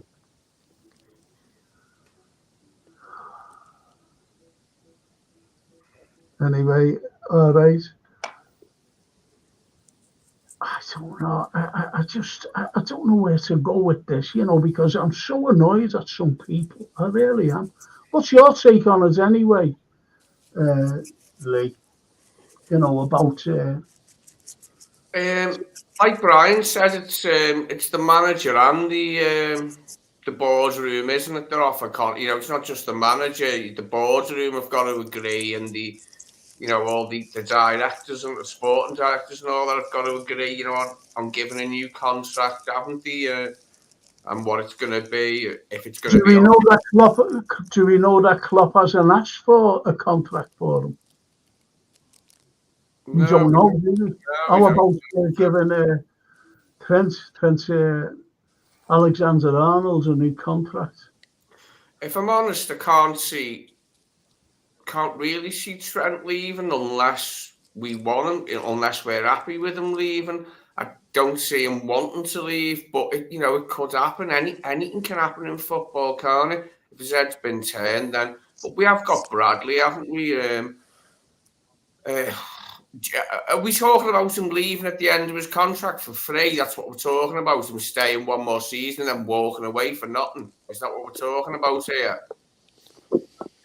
Or are we talking about just getting a fee for him this summer before his contract's up? So, what's the chat? Yeah. What are people saying? What it is, Lee? If Salah stays, he's going to be more beneficial for what we're going to do. If Trent stays, he isn't going to be so effective as Salah is if he goes the season after on a free. So they're probably thinking Trent's going to get us a good fee, and maybe. If the Moneyball philosophy kicks in, Trent came from the youth system, so all it's cost us is his wages. Mm-hmm. So you got to look at it in that way as well. Well, when someone asked before about like I think it was K-Mac when he said, "Would you like Klopp to stay another year?" And I said, "Yeah." In fact, I'd like him to retire here, if you know what I mean, when he's 65, retirement age. But Jean Gray says, I think it's a cracking little thing, this. I had hoped that would be the case. As Klopp's contract was running out, we could have secured Lonzy. He would have had more experience by then. I think that's a smashing little comment, to be honest. Anfield Redbird, Anfield Roar, if it's determination, Gene wants you, you've got plenty. Oh, well, blimey, they're talking to each other. I'm sorry there, boys. And David Shakespeare, there's me mate, David Shakespeare. Great name. Is this a stagger I see before me? Oh, never mind. Hiya, Frank. Here's a question for you and everyone on there. Who do you think will be Liverpool next manager? I'll start with JK on this. Okay. What it is, the Alonso news the other day sort of put the dampers. Talk about it as much as you want. I'm just going to make myself. I'm dead dry. Yeah. Okay, right. Yeah, the Alonso news the other day. We've got to understand countries like, say, Germany, Holland. The media there will promote them keeping top players in their country because it makes their TV channels look better when they can highlight top players. Like when Harry Kane wanted to leave Tottenham, the sports channels in Germany were always promoting Harry Kane. Every news channel, sports channel was Harry Kane because they wanted the England captain to be playing in Germany. it makes their TV programs look better. So for me, that's the way football is, you know. Brian? Yeah. So you think he's like? Do you think he said like? Do you think it's fake news? Basically, is what are you saying? It's fake news like, that he's staying at Liverpool. It could be, bro, because I feel they want to keep Alonso there now. He's done well this season, you know, he hasn't lost. They want to see what you can do in the Champions League. And also, Alonso's sort of a big name in football. So Germany wants to keep them type of guys within Germany. They don't really want to get them. So when Klopp left Germany to go to Liverpool, a lot of them guys were hurt. They were like, we wanted him to stay here, maybe go to Dortmund, Bayern even. They just want to keep their big dogs within the country. And I think a lot of it's like seeing Harry Kane move from England where he can get the Premier League record, then end up going to Germany was a weird one for me. I think they knew he was a bit desperate on that one. Yeah, with the next man, yeah, I just think we know Alonso's off the table now, right? We know that, as far as I'm concerned. We know two things. We know Klopp is leaving, and we know Alonso is off the table. So, bookies, paper talk, yada, yada, yada. There's only two names I'm really seeing, which is this Amorim guy and the Zerbi. You know, they'll say there's a list, there's this, there's that. You know, last week Nagelsmann was been a bit of a thing, but from what I can see, they're not always right, you know, but they're never far from wrong. So from what I can see, if it's either Amorim or the Zerbi, like I'm not, you know, like I said, I'm not over there. I don't hear rumors, but that's all I ever see in the papers. I don't know really anything about this Amorim guy, apart from super highly rated young coach. Usual stuff, just like Alonso, won a league, did well. He's a gamble. Everyone's a gamble. Everyone's a fucking gamble. Exactly. The Zerbi's a gamble. You can see he's done in the Premier League, but all the football tactics, CV, all that shit goes out the window because you have to be able to do all that, but you also have to be able to manage a club the size of Liverpool, and you have to be able to, by the way, follow Jurgen Klopp. So, welcome to Liverpool, day one. Mm-hmm. That's going to take a broad pair of shoulders to carry that kind of weight. So, we're going to need a special character to come in. That's all I know. Okay. Daryl, what do you think, bro? Well, at the end of the day, I just think everyone seems to be forgetting or looking like we mentioned this man's name, and he should be favourite for the job, and that's Daryl Murray. I'm putting myself forward for the job. No problem. We're your back room. Yeah, you're my backroom staff, boys. Can we afford you, Daryl? Can we afford you, man? I don't think we can afford you, man. Well, I'm quite highly regarded, mate. So. I reckon we have to break the bank. No, I think it's going to be Amorim personally. I think they're saying he's the next best thing to Jurgen Klopp. He plays Liverpool's sort of style of play. I don't want De Zerbi nowhere near this football club because I think we'll go backward under De Zerbi. But for me, it's Amorim because he plays the same style as mm-hmm. So, same to you, Lee? Yeah, I'd like to see Ruben Amorim because out of the two, I think he'd be a better fit. Even though De Zerbi's in the Premier League and has been for how long's he been here? This is his second season. Yeah. I think Amorim will probably be a better fit from what I know. But like Brian just said, everything's a gamble. Even Alonso would have been a gamble. You know, Klopp was a gamble. You know, any appointment's a gamble, whether it's a player or a manager, but especially a manager. You know, it's a massive gamble, like, isn't it? Mm-hmm. You never know what's going to happen until they arrive. But Amorim sounds like a good option to me. And one I prefer to De Zerbi at this moment in time. Mm-hmm. But I feel the level of quality managers out there is pretty low. If you really, really look at it, you know. I was saying this to Brian the other day about there's three big dogs: Klopp, Pep, and Ancelotti. The others are okay. And up and coming, some of them, don't get me wrong. But all in all, the whole even the players, for example, in the old days, we had more world stars. You know, we had more like world-class players out there. Now we've got Haaland, Mbappe, Salah.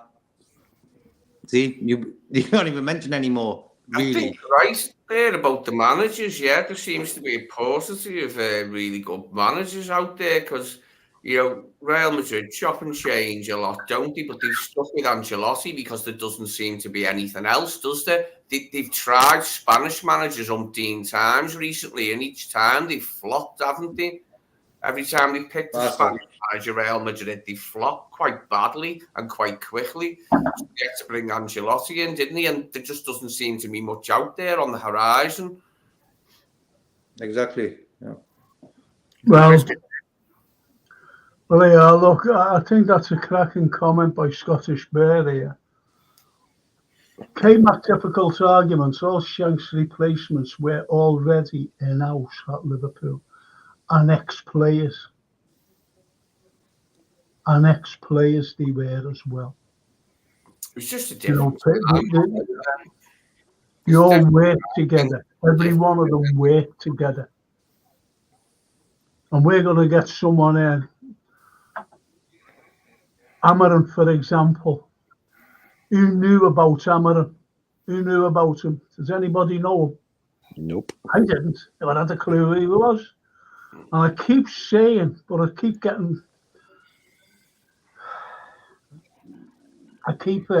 saying as well that Portuguese football is inferior to the Premiership. And he'll come from Sporting, if he does come, that is. He comes into the Premiership and he finds it totally different. Just like today, where Liverpool found it difficult to score a goal, to be honest, if you know what I mean. Albeit we won 2-1. And this is what it's all going to be like here in the Premiership if he comes. He's going to find it much more tougher than playing in the Portuguese league. Do you understand? You see where I'm coming from here? Yeah. There definitely is a dearth of really real quality managers these days, isn't there? I mean, there's not that many tried and trusted managers that you can say, yeah, bring him in and he's got a great record. You know, you look, you can't say that about Alonso, you can't say that about Amaran. I mean, Klopp's record was decent, but it wasn't stellar, was it? Like, all right, he won 2 titles with Dortmund, and that was good, but it's 2 consecutive titles. Yeah, got to 2 Champions League finals. Yeah. But I'm going to go to JK. All right, forget that now. I'm going to go to JK because here's a YouTube name. I haven't a clue who the lad is or the girl is. Klopp's name wasn't pulled out of a hat. FSG headhunted him and hired him. Credit where credit's due. JK, would you agree with that?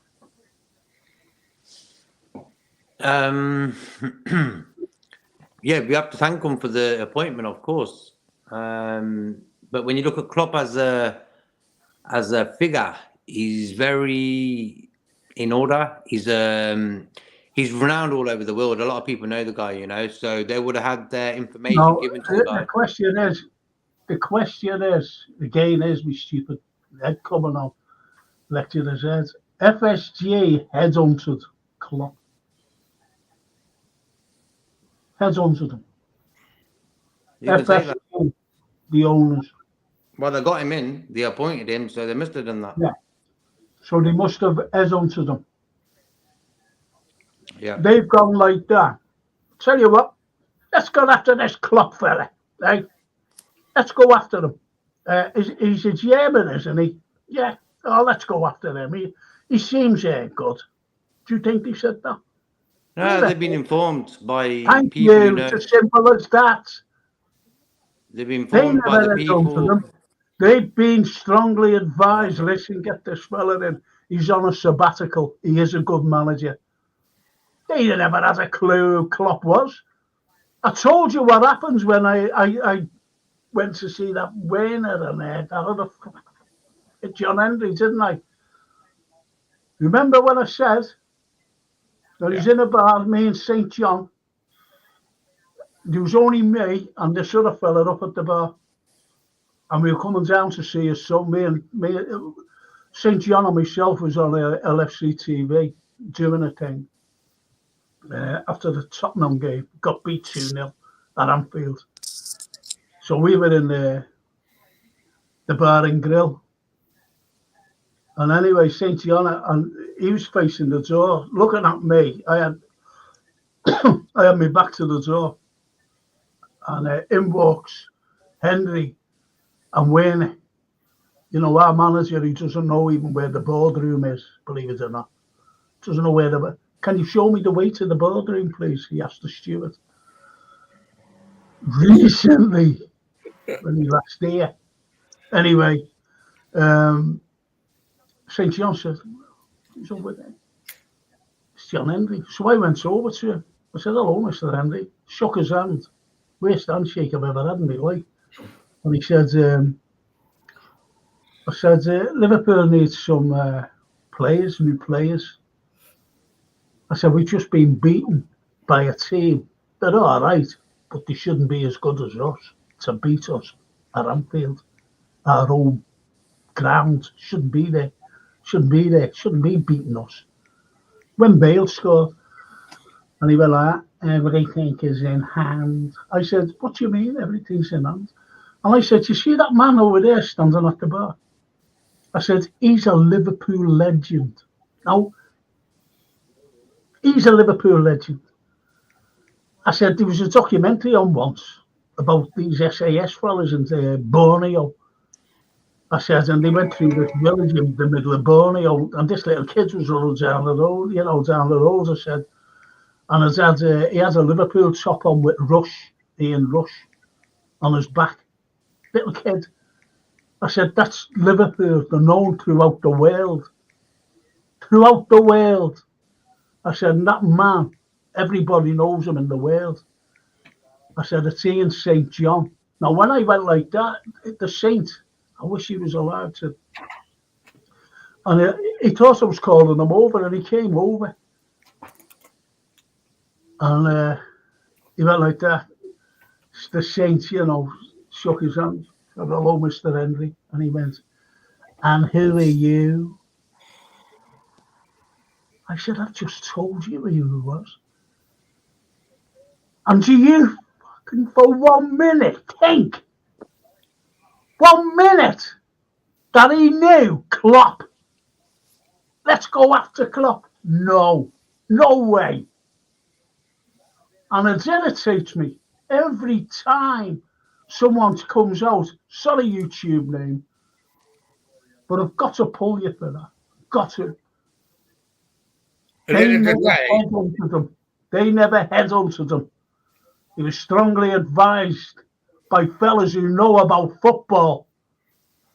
Football, what we play, which is our game, not baseball.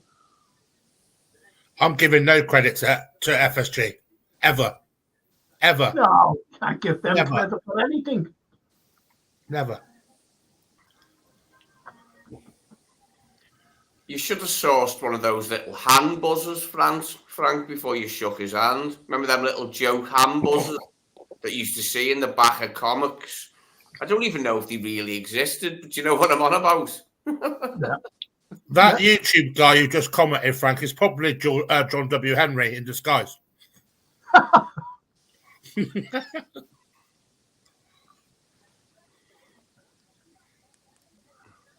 Jesus, we've answered that, haven't we? Who's the next manager? Knowing this, that'll be that O'Neill fella. As long as it's not deserving. Darren O'Connor. Oh, Darren. Let's not worry about next season. Let's just enjoy the next 2.5 months of Klopp in this team. Yeah. Absolutely, Darren. Absolutely. Look, we've answered this, haven't we? David Shakespeare thing, we have answered that, haven't we? Yeah. And who did you say, Brian? Who did you fancy? Hammer him. Well, I was with the boy. This is what I was talking about with K-Mac or JK. Is that, you know, I'm not going to go too long on this, don't worry. But football is cyclical. As you all know, life is cyclical. Football is cyclical. And we've ended up in a moment now where there are no Ancelottis, Benitez's, Hiddinks, these, I call them the overcoat managers, the big solid guys, a Mourinho at his peak, that, you know, can come into a club and do 2 years and everything will be sound. Every single one of these guys out there right now is an unproven, unless you get to an Alonso who wins something. But they're all like, Amorim is 39 or something. He's younger than Alonso. Nagelsmann is 41, 42. We've ended up in a cycle where all of the next coaches are these young, basically, guys, kids in managerial terms. And there's no body work, there's no CV, there's nothing out there that you can look at and go, he's clearly this, he's clearly that. So it's such a gamble because, look, there's never going to be another Klopp, there's never going to be another. Look, there's always a new guy, there's always a next something, right? So the next Pep or next Mourinho or next Klopp is out there somewhere. But right now, they're all 41, 42. And next year, it's not just us. Barcelona will be looking for a new manager. PSG will be looking for a new manager. Bayern Munich will be looking for a new manager. Liverpool will be looking for a new manager. And Manchester United might even be looking for a new manager. So you're talking about, how could I pick? I can't sit here on your show and go, I think we should pick this guy. Because you can turn around to me and go, did you watch him last year? And say, no, of course I didn't. I don't watch Portuguese football. I know about Alonso.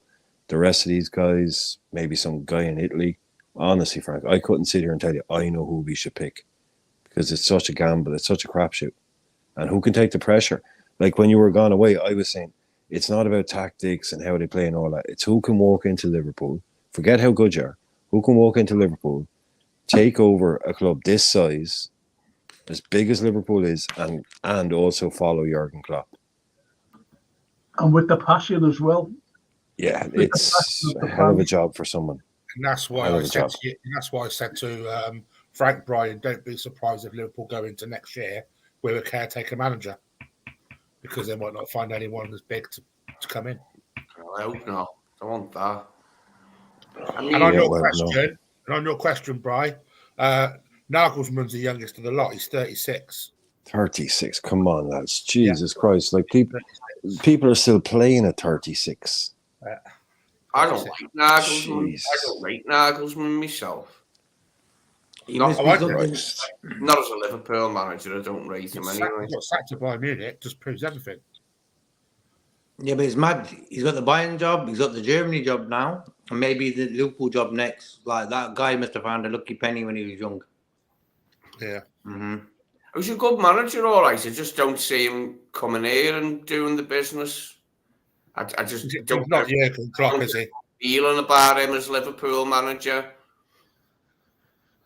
I just want Jurgen to turn around and go, I'm staying. We always said Frankie, don't we? There's no chance of that, like, but I'm just saying. Just imagine if he did. Just imagine the weight lifted off our shoulders. Yeah, I think it was an amalgamation of things with Jurgen. Like, he had that bad season last season. He's tired. The corruption with the VAR, the lack of investment from FSG. He fights them all. Cheating from the cheating from other teams and that, like, and it just. If Klopp wanted to go, Lee, if Klopp wanted to go, he would have gone last year. We would have had a new manager in by now. This is what I don't understand, Frank. They came out was saying earlier on that they were going to sack Klopp. Actually, for what? What was Klopp? What did Klopp actually have? He was offered half a fucking Mello. We had no defenders. He wouldn't let us buy a defender, for Christ's sake. So why would they sack him? Well, that's it's like what he said to the journalists. You were right, I was wrong. Over midfield. Over midfield. I said 3 years ago, need 2 midfielders here. 3 years ago, 3 seasons ago, I said that. I seen it. Got rid of the the last player we signed was Thiago, and we never signed another midfielder for 4 solid years. It's not that Klopp didn't want to. It's that Klopp had no money to buy. Yeah. Unless we sold players. We're a sell-to-buy club. Can anyone see that? Exactly. We're a sell-to-buy. Sell your best player. This is why I'm scared of Trent. We'll get more money for him than any other player, including Mo. And we let Genie go for nothing. And Ancelotti loves him as well. Big fan of Trent. But you'll get the spin. His head was turned and all this crap. You know. I don't believe it. Criminal that Genie go, in my opinion. Yeah, Genie went for nothing as well, Lee. Nothing. It was the thing with Genie. He was just ever present, wasn't he? He was never injured. And we let him but go. we never replaced him. This is the point. Yeah.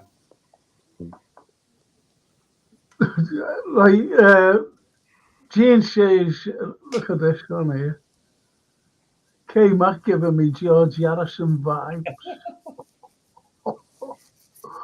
Anyway, Gene says, panel and chat, who would you say the buy of the season is right now for us this season? I can't separate Mac, the Boz, or Endo personally. Right to you.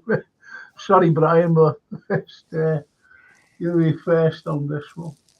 Yeah, no problem. Absolutely, hands down for me is McAllister, because there's a lot of kind of, talk about, Endo has done this and done that. I just think it's not necessarily Endo. It's just having a proper number 6 that can do the job that has allowed McAllister to go forward and do what he does. And for the price that he cost, look at him in the last 3-4 games. His ability on the ball, the way he can just slow it down, he's really growing into himself. He's, you all know it takes a little while, right? So I think he gets into the team that the way he's playing the last few games, world class on the ball. He doesn't have that out and out pace, but he never panics, picks the right pass all the time. For me, I the other boys are good, yeah, but McAllister for me is head and shoulders. Yeah, that's that. Go ahead, Lee. I think McAllister. Endo, we got him really cheap, and he's been brilliant. The Boz looks like a good buy. Hopefully, touch wood. But McAllister, there's no real argument, is there? Like to say, against him being the buy of the season for us, or the buy of the season for anyone, basically. Even if he'd cost 60 million rather than 35, he'd still be a bargain. He's just the business, isn't he? He really does look the business. Yeah, absolutely.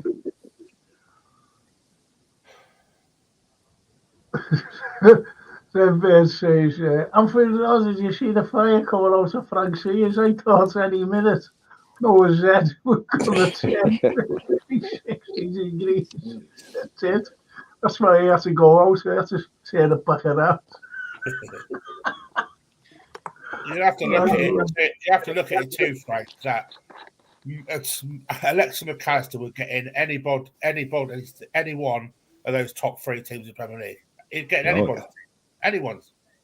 No doubt. Walking. But did Edwards bring them in? Them 3? No, I mean. There's George Schmack, wasn't it? No, Ward got the McAllister deal done before he left. McAllister was Ward's last deal. But let's not forget as well, McAllister was due to be free last summer. He signed a contract with Brighton maybe about 4 months before he was due to be a free agent, just out of loyalty to them, basically. He could have walked for nothing. So the 35 million we got was because he decided to sign on with them out of loyalty and in the on the knowledge that they'll accept the bid. But it was either 35 million or he could have walked. That was release clause as well, wasn't it? Yeah, he was going cheap, because he could have been free. Yeah. But we got that deal sewn up. So that was Julian Ward. That was his last what would you call it? his last job before his last deal before he went out the door. Yeah. God bless you. David Shakespeare keeps asking, who do you think will be Liverpool's next manager? Answer it, mate. Answer it. I'll say Amorim. If you had to ask me, I'd say it's going to be Amorim. Amorim. Yeah. Yeah. See, don't forget, you know, he's a you know, Spanish, Portuguese, you know, around there. I don't think he'd want to leave if a Spanish club like Barca came in for him. It was ridiculous when I said that, you know, did Diaz play out of his skin because Barca was looking at him. At least K-Max said that they couldn't afford him. Would you believe that? You can't buy any players, in other words. They've got no money. They're going to buy players for next year. But it is true that the predicament at the moment, and it hasn't gone away, their financial stress and strain, has it? The trials and tribulations, it's still there. But like you are right, it's like players, the managers as well want to, you know, South American managers would prefer to manage in Spain or Portugal because the culture, the language and the weather's similar, etc., etc. Same with managers and players in it from South America, or if they're already from Spain and Portugal, they like to stay in those countries, don't they? Yeah. And you got to remember, this is only Luis Diaz's dad doing all this bullshit, all this trying to tap his son up to others' clubs. Yeah, but you blame him, bro. He's getting 25 grand a week, and he's got a contract. Brian was telling me until like 4 more years of that 25 grand a week. No, he deserves better. After the Man City display and today's display, that guy needs to take at least 60, 70, 80, 100,000 home. You know what I mean? And he's improved ever since that thing off the field's gone. The Diaz that we think we brought is slowly, every game, step by step. I've never been Diaz's biggest fan as well. But for me to say that I was actually impressed with him today, big time, he's showing what levels he could be at, you know. So we've got to up his wages at least. I think they'll give him 50k a week now, I think, at least. No doubt about it. Barcelona have got a transfer embargo against them. So he ain't going to go there. Did you know? I'll tell you, yeah, I'll go to you. I'll just ask you just a simple question and tell me one or the other. No like assessments, no like saying well or whatever. Okay. And I'll start with you then, Brian. Who would you rather have had in the team, right, in the team, say like 2 years before this fella left, right? I'm talking about Milner or Sadio Mane. Who would you rather have had? Two different, you know, players and, you know, whatever they did at Anfield on the team or for the team. Who would you rather have stayed at Anfield? Sadio or Milner? Definitely Mane. Yeah. Well, do you know why, man? This is why I'm asking. All right. Lee, Sadio or Milner? Sadio. Darryl, Sadio or Mane? Milner. Mane. JK. Yeah, Mane, 100%. Yeah. Okay. Do you know why he left Sadio? To marry an 18-year-old. Oh, God. Sorry? To marry an 18-year-old. Uh-oh. I'll tell you why he left. Because he wanted the same money as Milner. He was on 40 grand a week and Milner was on a lot more than him. About 60 grand more than him. He said, can you give me the same money as him? And he refused.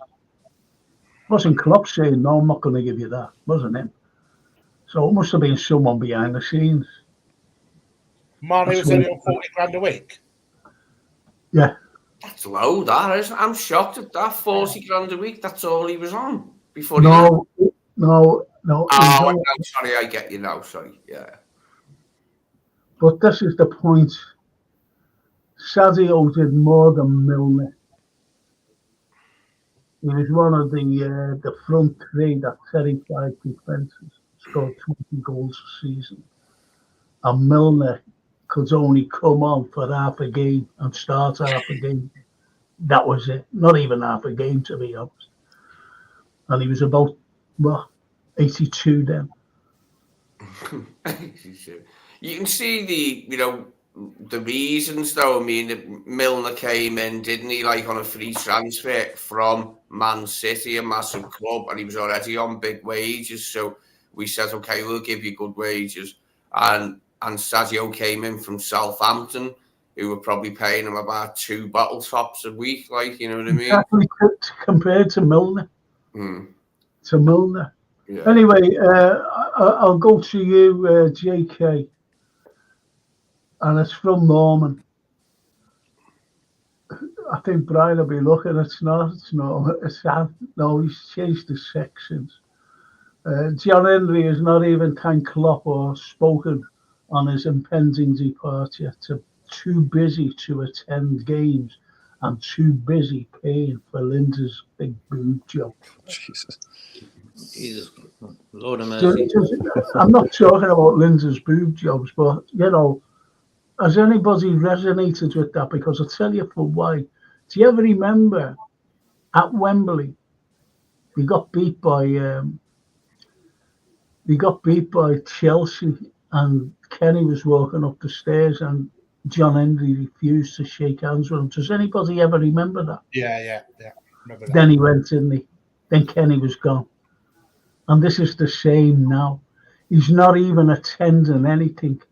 We were in a cup final, and who came over was Werner. He didn't come up to Anfield. He went to London, didn't he, to watch the game, and then flew back to... At the end of the day, they have very little interest in football, do they? You know what I mean? No, they're not interested in us. Yeah, I think telling people about the leaked, and I'm going back a few years ago, the leaked email by John Henry, and he tried to deny it. He says, someone must have sent it out my office when he called Liverpool a shithole. I've got to travel to that shithole when he had to come over for something. They're buying a new football club. They're buying a new football club. And that's what, for me, Liverpool don't need no one else. You know what? They're playing out there, like going after other clubs. I'm not into that. Oh, yeah, we get some players from South America. We can send them there. And then when they're good, they can come to us. Blah, blah, blah. Nah. Liverpool stay Liverpool. We don't want no other teams connected to Liverpool because we don't need no one else, you know? So for me, what they're playing out there, God knows. And this is why Edwards maybe is very important for them guys. And why maybe Klopp was moved on, because maybe Klopp didn't want another club attached to us. You know, you don't even know that one there. And so there's so many ifs and buts. But all in all, I don't like the direction these guys trying to take us in. I don't like you guys here. Which of you want us to have another club on the side? Yeah. None of us. There you go. So I don't know what they're playing out there. They're business-minded people, you know. It don't matter which country they're from. Just business-minded people. If you run a business and stuff, you're trying to think, how do I make the most possible money out of this, you know? And they probably show face now and again, you know. But as long as the money keeps rolling in, and they're into their sports, these guys, so they want to buy an NBA team. So they're trying to build their portfolio up on the success Klopp's brought to them with the time he's been at Liverpool. And that's the thanks he gets. You know, with that Klopp, imagine they got another guy in. We've got no Champions League, no Premier League, sacked him after 3 years, and the next guy came in, did the same. Okay? They would not be able to buy another club or a basketball team or anything like that. But all in all, you can say they've done certain things okay.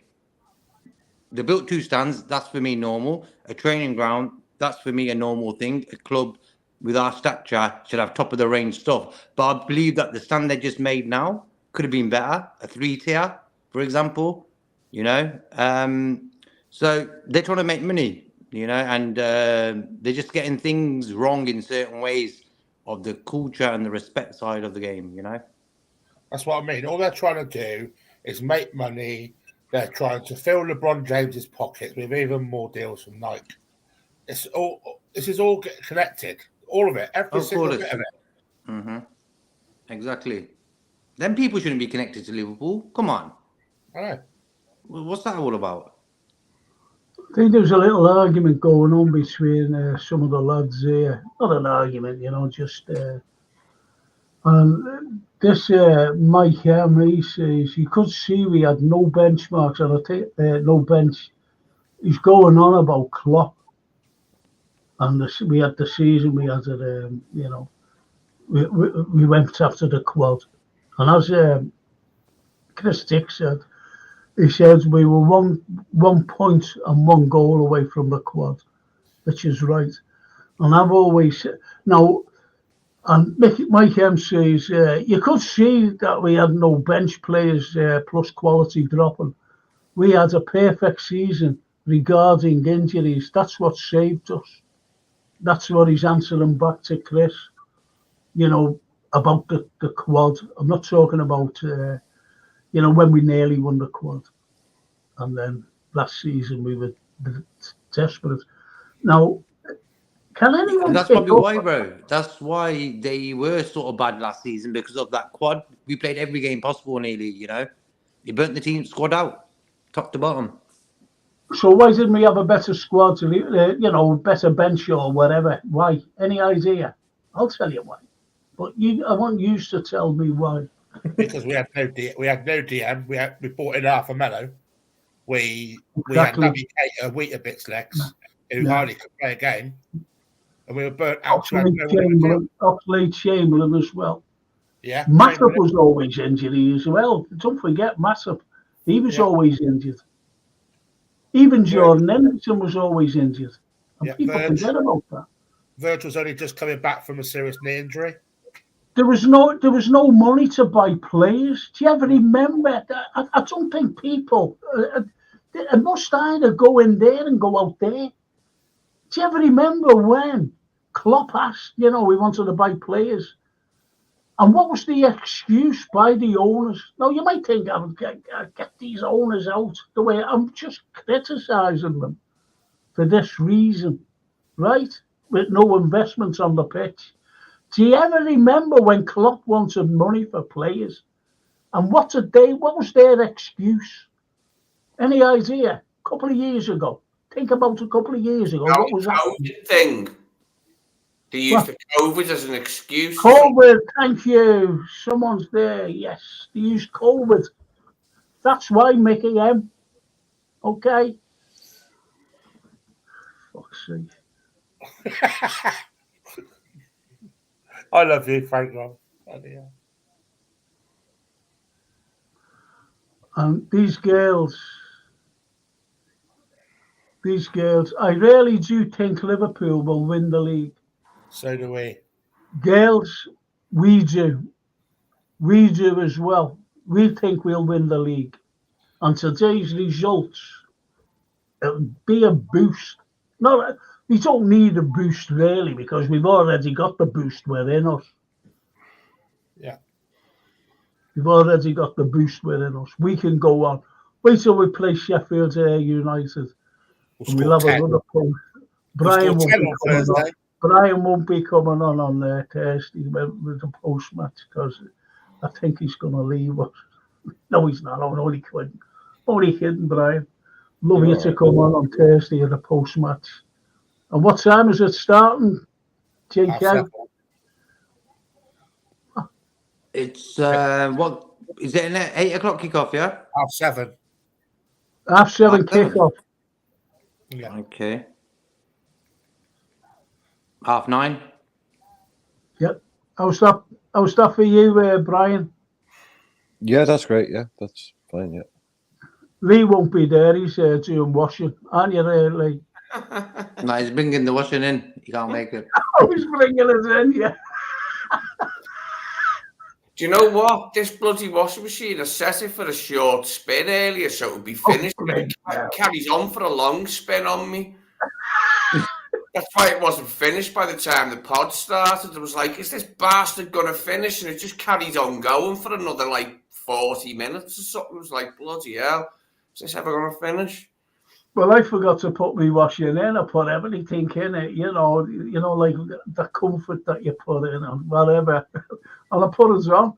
I was not half going around. And I sat down and was watching the telly as you do, and I got up and there's me washing on the table. I had to wait for it to finish. I had to wait for it to finish. My pipes were nice and clean, though.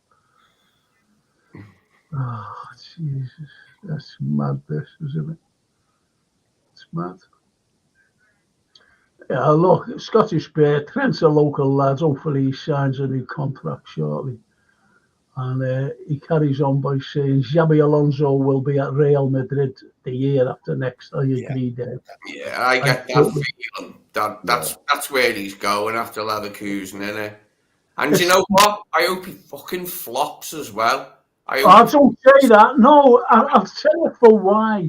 Like Real Madrid. I'll tell, when this fella Edwards was appointed and Hughes was appointed and Hughes' two mates were appointed, because they're all little mates, you see. Where was Xabi on the top 3 list? What they put out? Where was he? Well, on that. He wasn't even on it. Wasn't on it. So, why should Xabi go like that? Well, I want to be Liverpool's manager. He's not making a fool of himself. And that's why he's come out and said, I'm staying. He's loyal to Liverpool Football Club, and that's loyalty to you. He didn't want to say, he didn't want me. That would put the fans in a frenzy. Spanish managers just haven't got a good record at Real Madrid in recent years, have they? No. Ancelotti's had success. All the Spanish managers have been fucking shit, haven't they? Every last one of them. Lopetegui, was there anyone? Rafa, anyone else? Del Bosque.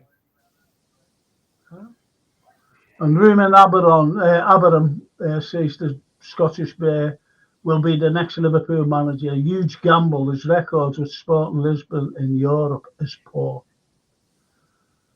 So at least he thinks on the same lines. I'm not saying as myself, but he's thinking, about. He's just thinking that this is a massive step. Liverpool are the most successful British football club in history.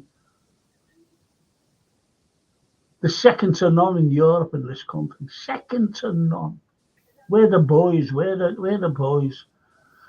And, to bring in a lad who's had just a few years of experience in a much inferior league than the Premiership. Than around Europe, to be honest. Than around Europe. There's managers struggling at PSG, and look at the players they've got. Look at the players they've got. Incredible. Look how long it took Manchester City with the players they've got to win a Champions League. Think about it. It's totally different. I remember the Irishman when he was our manager. And we were playing in the Champions League at Anfield, the most powerful team in Europe from Switzerland, a team called Basel. And we got beat. We got dumped. Well, we never got beat, we drew. And we were dumped out. And I said then, get rid of him. Get rid of him. To go out to Basel, this great club of ours.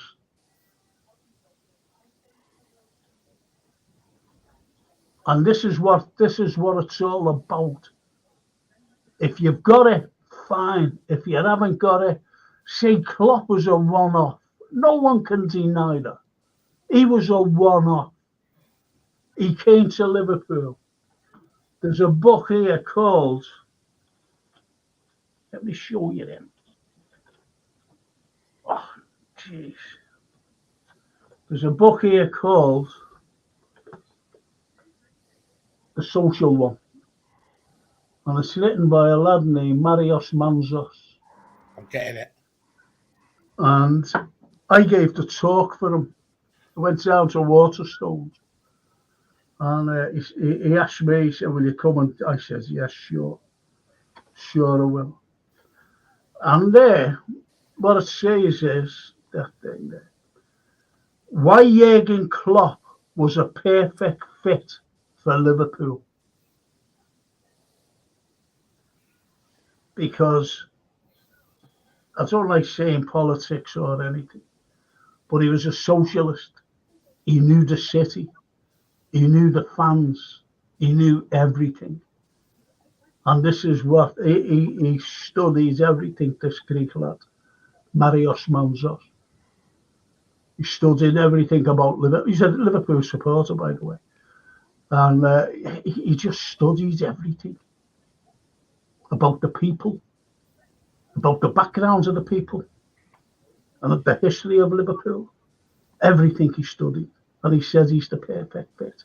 And he was. It was like a glove. To follow him, no matter who it is going to be molto difficile. Very, very difficult. That's what it's going to be. Anyone. And I said, if there's an interim manager for a season, I'd bring in Sam Allardyce and Sammy Lee. Should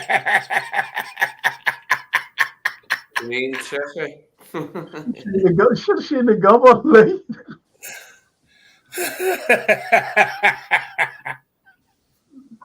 At least someone seen the humour. I'm not myself. That's why I said dream tickets. Thought it was funny. You had me for a second there, Frank. Jesus, man.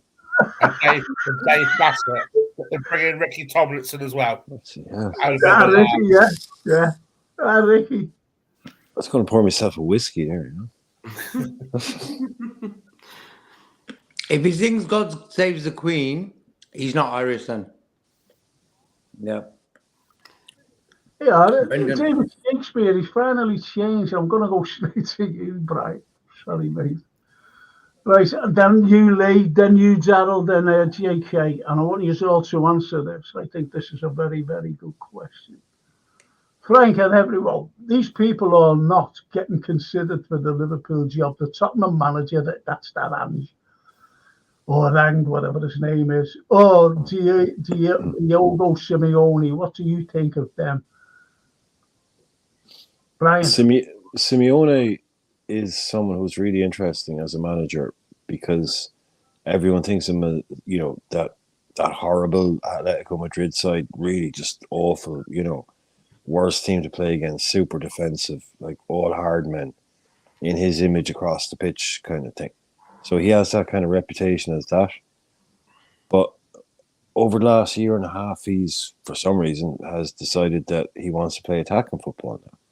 And they've been one of the most attacking teams in Spain for the last 2 seasons. So, butterfly, from a caterpillar kind of thing for some reason there. So, great manager to keep an eye on. But I think he said repeatedly that he has a problem with languages. And he doesn't want to work in England because he doesn't speak English. And he's one of those guys I'd imagine is very communicative. Really wants to be able to speak to players and talk to them and get his point across. Very motivation based and all that. So I think he sees his limitations. So I don't think he's a candidate, but I think he's a great manager to be looking at. The Tottenham manager is someone who I think, if we're talking about someone who gets the ethos, gets the club, gets the fans, I think Ange is a great match for that. That guy just seems like kind of a Kloppish type. He no bullshit, Aussie, straight talking, wants to play good football, attacking football. Even if it didn't work, I think the Liverpool fans would buy into that attitude and that those kind of tactics. They would, but he's gone to Tottenham now, so that's his thing. Yeah, But I think before that, had he come in, I think the fans would have bought into him actually. If he started playing, really great football attack, because he's just like, we're going to attack, we're going to play good football, straight talking Aussie. I think the Liverpool fans would connect with that. So I don't think either of them on the table, but I think that's why they're not being talked about. That's an excellent point. Honestly, it really is. Well done, Brian. I like that. Oh, Lee? Yeah, what Brian was saying.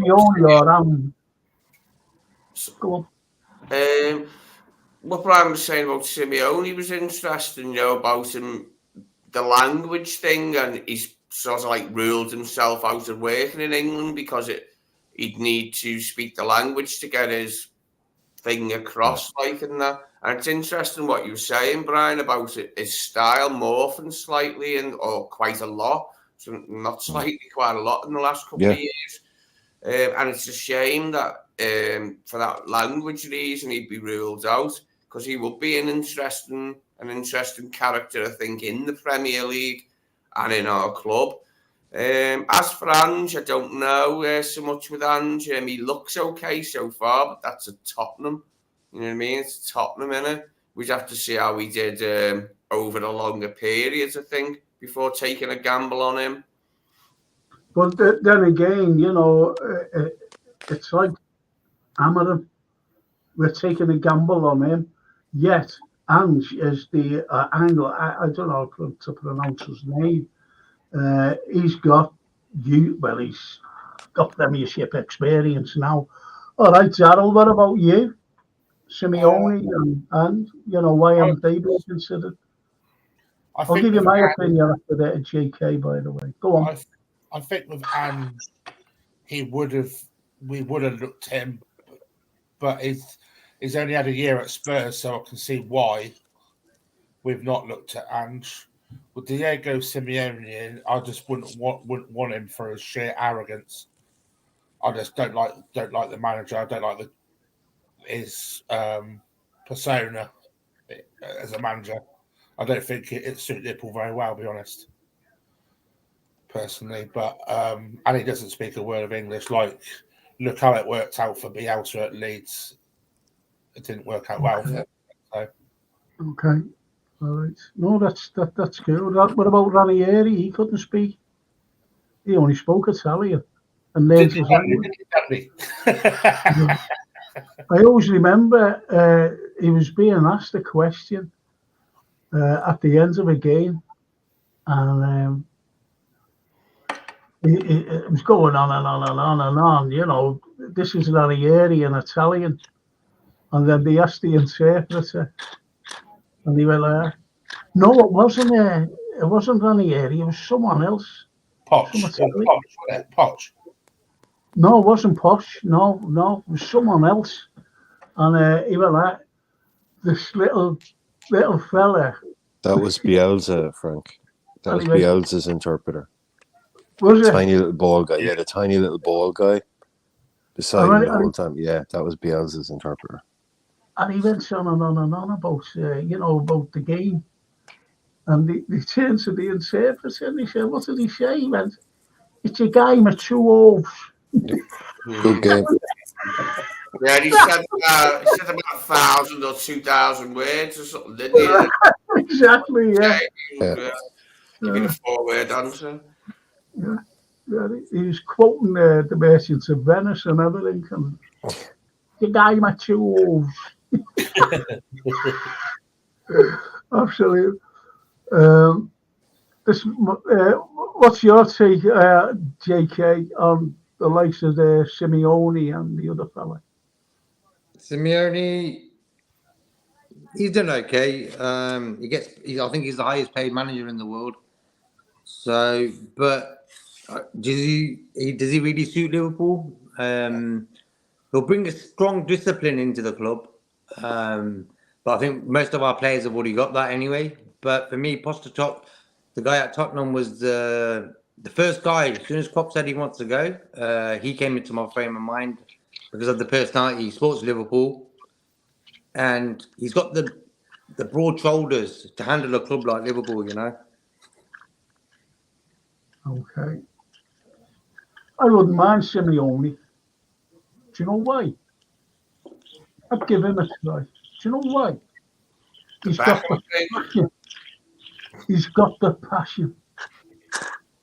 He has the passion, but then again, he won't have the money to buy. No, he has. I think there's a lot about him. There's a lot to him, Simeone. Like, and I think he could be. He'd love it here. He'd love it for the passion of the crowd and the club. Just for getting Beckham sent off because that was so funny. Yeah. You wouldn't want to meet him in a dark alley, would you? Oh, no. No, not at all. Not at all. I just think he's so arrogant, to be honest. He's one scary looking bloke, isn't he, Simeone? Do you ever remember he is the way he is because he's got Real Madrid on one side and Barcelona on the other. So he has to be like that. That's my opinion. Because otherwise he's going to be like in the background. Yeah. So he's sort of mixed it up, you know? Yeah, you're right, yeah. Do you remember when he equalised? We were beating them 2-0 and he equalised and he ran up to Klopp to and all that. Do you ever remember that? Yeah. I was showing you what Klopp is when he first came. Until someone told Klopp to behave himself and stop it. Yeah, Klopp used to do that. Klopp used to do that with his ears.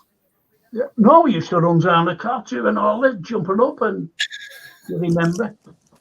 Yeah, Simeone's not exactly what you could call a dispassionate observer of the game on the sideline. You know, in his managerial capacity, he's all over the bloody show, isn't he? Like, going right. Darren O'Connor says Edwards and Hughes are data-driven. Nobody is going to be Klopp. There you go. Yeah. 12 months put a question in the chat, Frank. Yeah, go on. That's the one. Question for the panel stemming from the FSG content. When comparing them to other top 6 clubs, weighing charges and PSR and FFP included, where do you place them? I ain't getting involved. I'm not getting involved in that. I'm not answering that question. It's not a bank job, bro. I'm not answering that. Because that's just saying supporting them, and I ain't doing that. No chance. Yeah, I'm not like. All I'll say is this: they do the basics, and they get richly rewarded for doing the basics. I'll just leave it as that. I ain't rewarding them. End of. But they reward themselves, you know. See, look. You've got to ask yourselves this. Rather than that, that's very difficult. It's not like saying who's you rather have Edwards at the club or Klopp. You know, it's a straightforward question, and you just say Edwards or you just say Klopp. Don't forget, you know, that financial fair play. What is it? We're well below that. We can afford a lot of players, if you know what I mean, to bring them in. That's why we brought in 35 million for McAllister, 60 million for the other fella. How much for Darwin the season before? We never brought him. And Endo, 15 million, whatever. You see what I mean?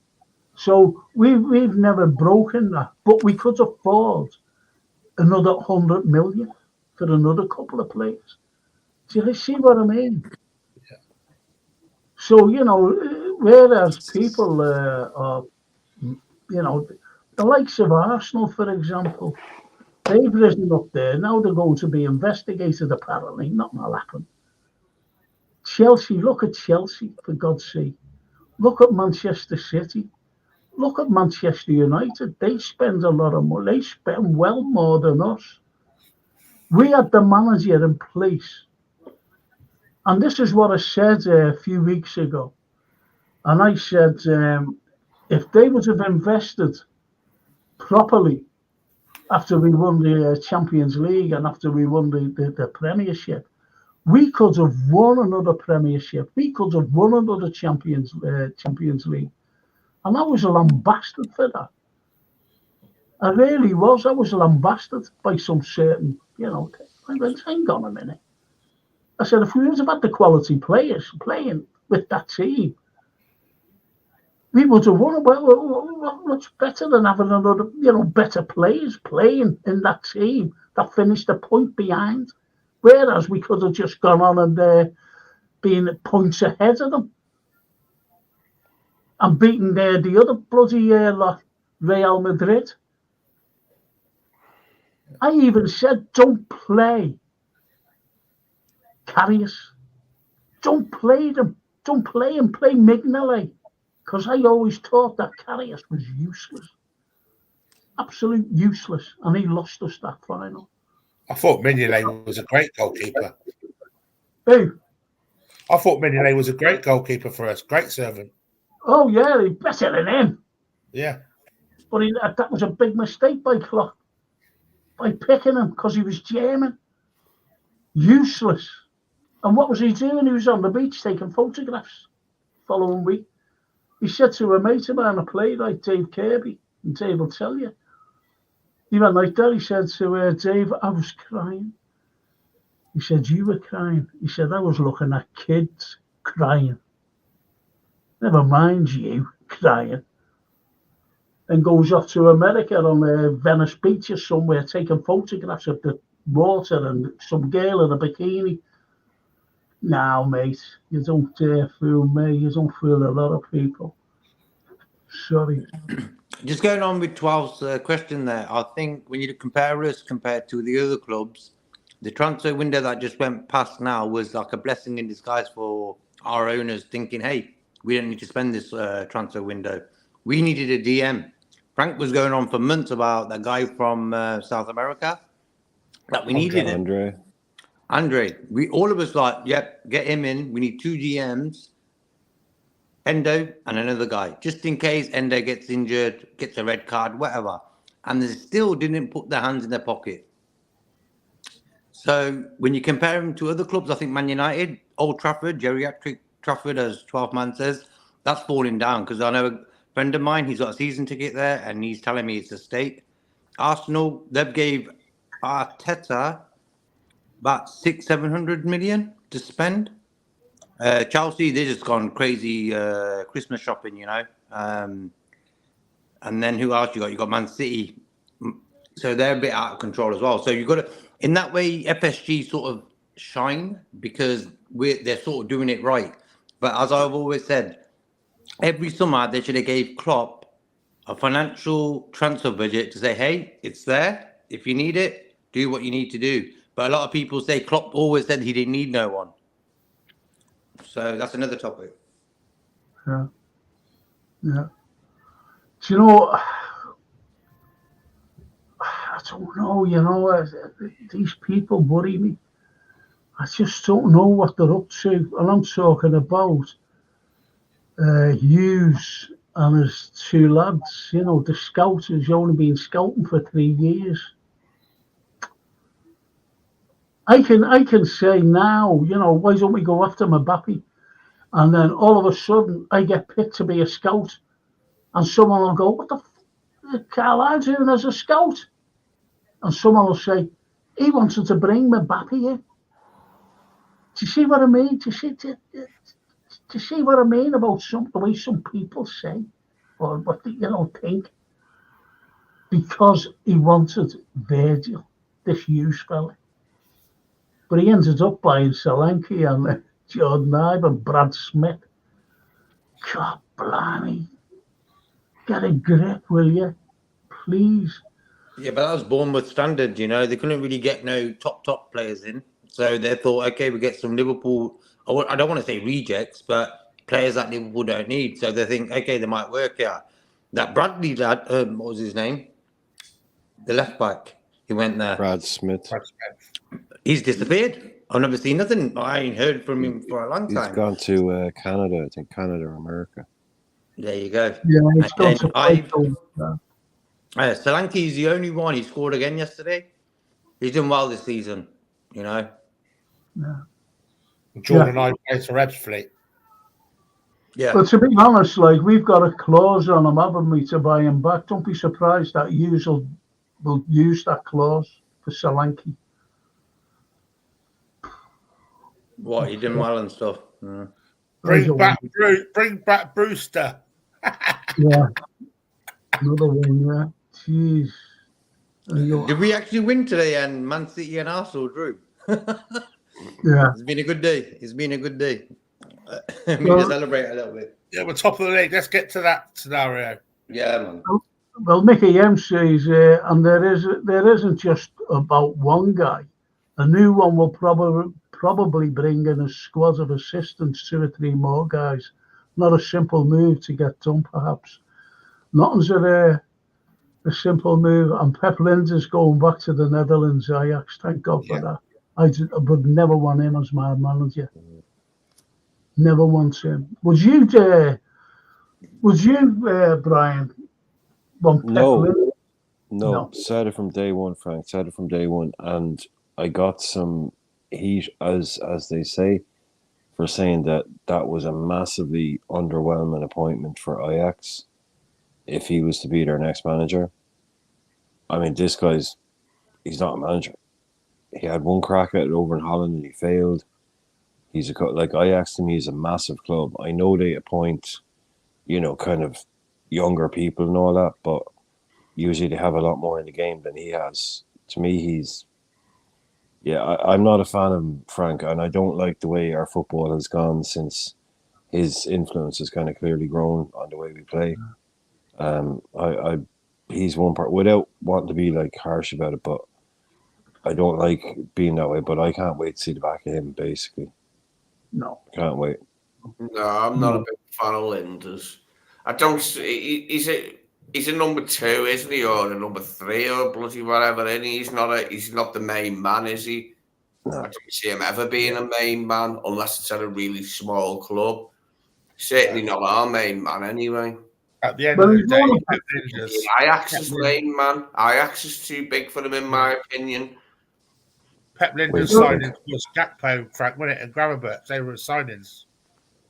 Well, he was only promoted, when Stevie left, the under-18s or whatever, because I think he was with the under-17s, or some kids anyway, Pep. And then they brought him right in. Yeah. And he was nowhere near Buvak. Nowhere near him. He was just sitting on the sponge. What? Say that again. That book, though, I think that, come on, like that was... Exactly. That book he put out, come on. Stop all exactly. That. Exactly. He's an arsehole. Israel now. He's an arsehole. Buvak's in Israel. Anyway, it's just one of those. And Darren says, he's a lad from Portugal, better than Marino, don't you know? Jota. Can't wait to see Jota back. When's he meant to be back? Mid-April? No, next week, isn't it? Against Man United, I think. They were saying.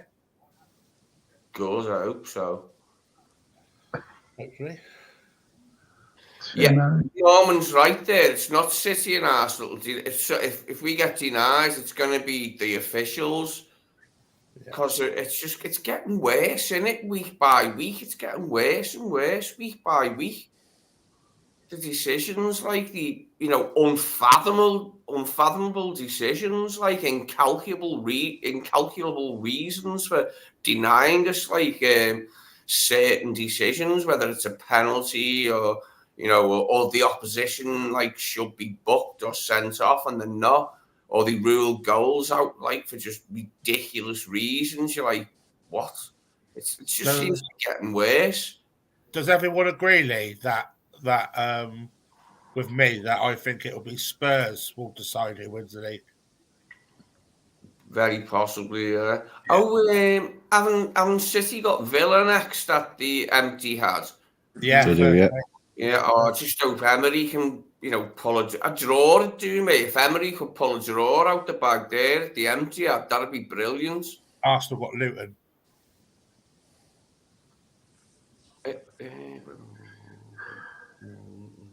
How did Luton get on against Spurs yesterday?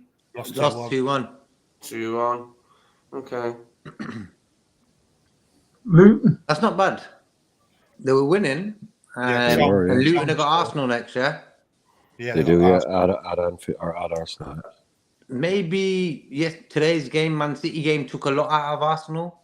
It's a tiring game against City at their ground. You know, you got to be 100% concentrating. Maybe Luton can do something.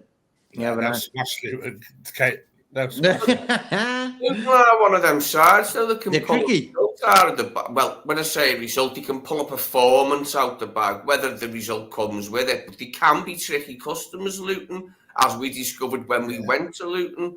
It would be easy at Anfield, but they can pull a performance out of nowhere, Luton. Whether the result goes along with it is another thing. But we were just shit. We were just shit on the day against Luton. Let's be honest, we were shit against Luton, weren't we? But they beat the Brighton 4-0 at home, Luton. Yeah. You know, surprise team. I'm actually pretty surprised with them. They're pretty okay. They're okay. They went to Newcastle and scored 3. They went 3-0 up, 3-1 up. James just put a quality comment there. James put a good comment there. I know it's a brilliant comment, isn't it? Yeah. But Simeone wanted here with FSG. No chance. No chance. I don't think any. Klopp tried to do his best with them, and look what happened. He wasn't getting the players. He wasn't getting the investment on the field unless he sold. There's loads to be, and Norman says, Hughes and Edwards have announced new scout as someone called K-Mac. Now we know why he loves them so much. K-Mac's gone, Norman. He's still watching. Do one of them back barges that he done on Beckham to John W. Henry. Just jump into his back like that. Down you go, mate. At the top of a set of stairs, I'd like to see it. Oh. a very tall set of stairs. Well, there's Norman again, and he's talking to the 12th man. I don't tend to compare our owners with the rest. I ask, are FSG the best we can get? And they are not. They are liars and have constantly lied, and hung Klopp out to dry. Would anybody agree with that statement? 100%. Yeah, see, I mean, they're not going anywhere, are they? They're our owners, and they're going to be our owners for the foreseeable future, unfortunately. So we're just going to have to make the best of it. But like, do you ever remember? Can I come in here? It's like this, and you can lambast me if you like. I don't care, because I love this.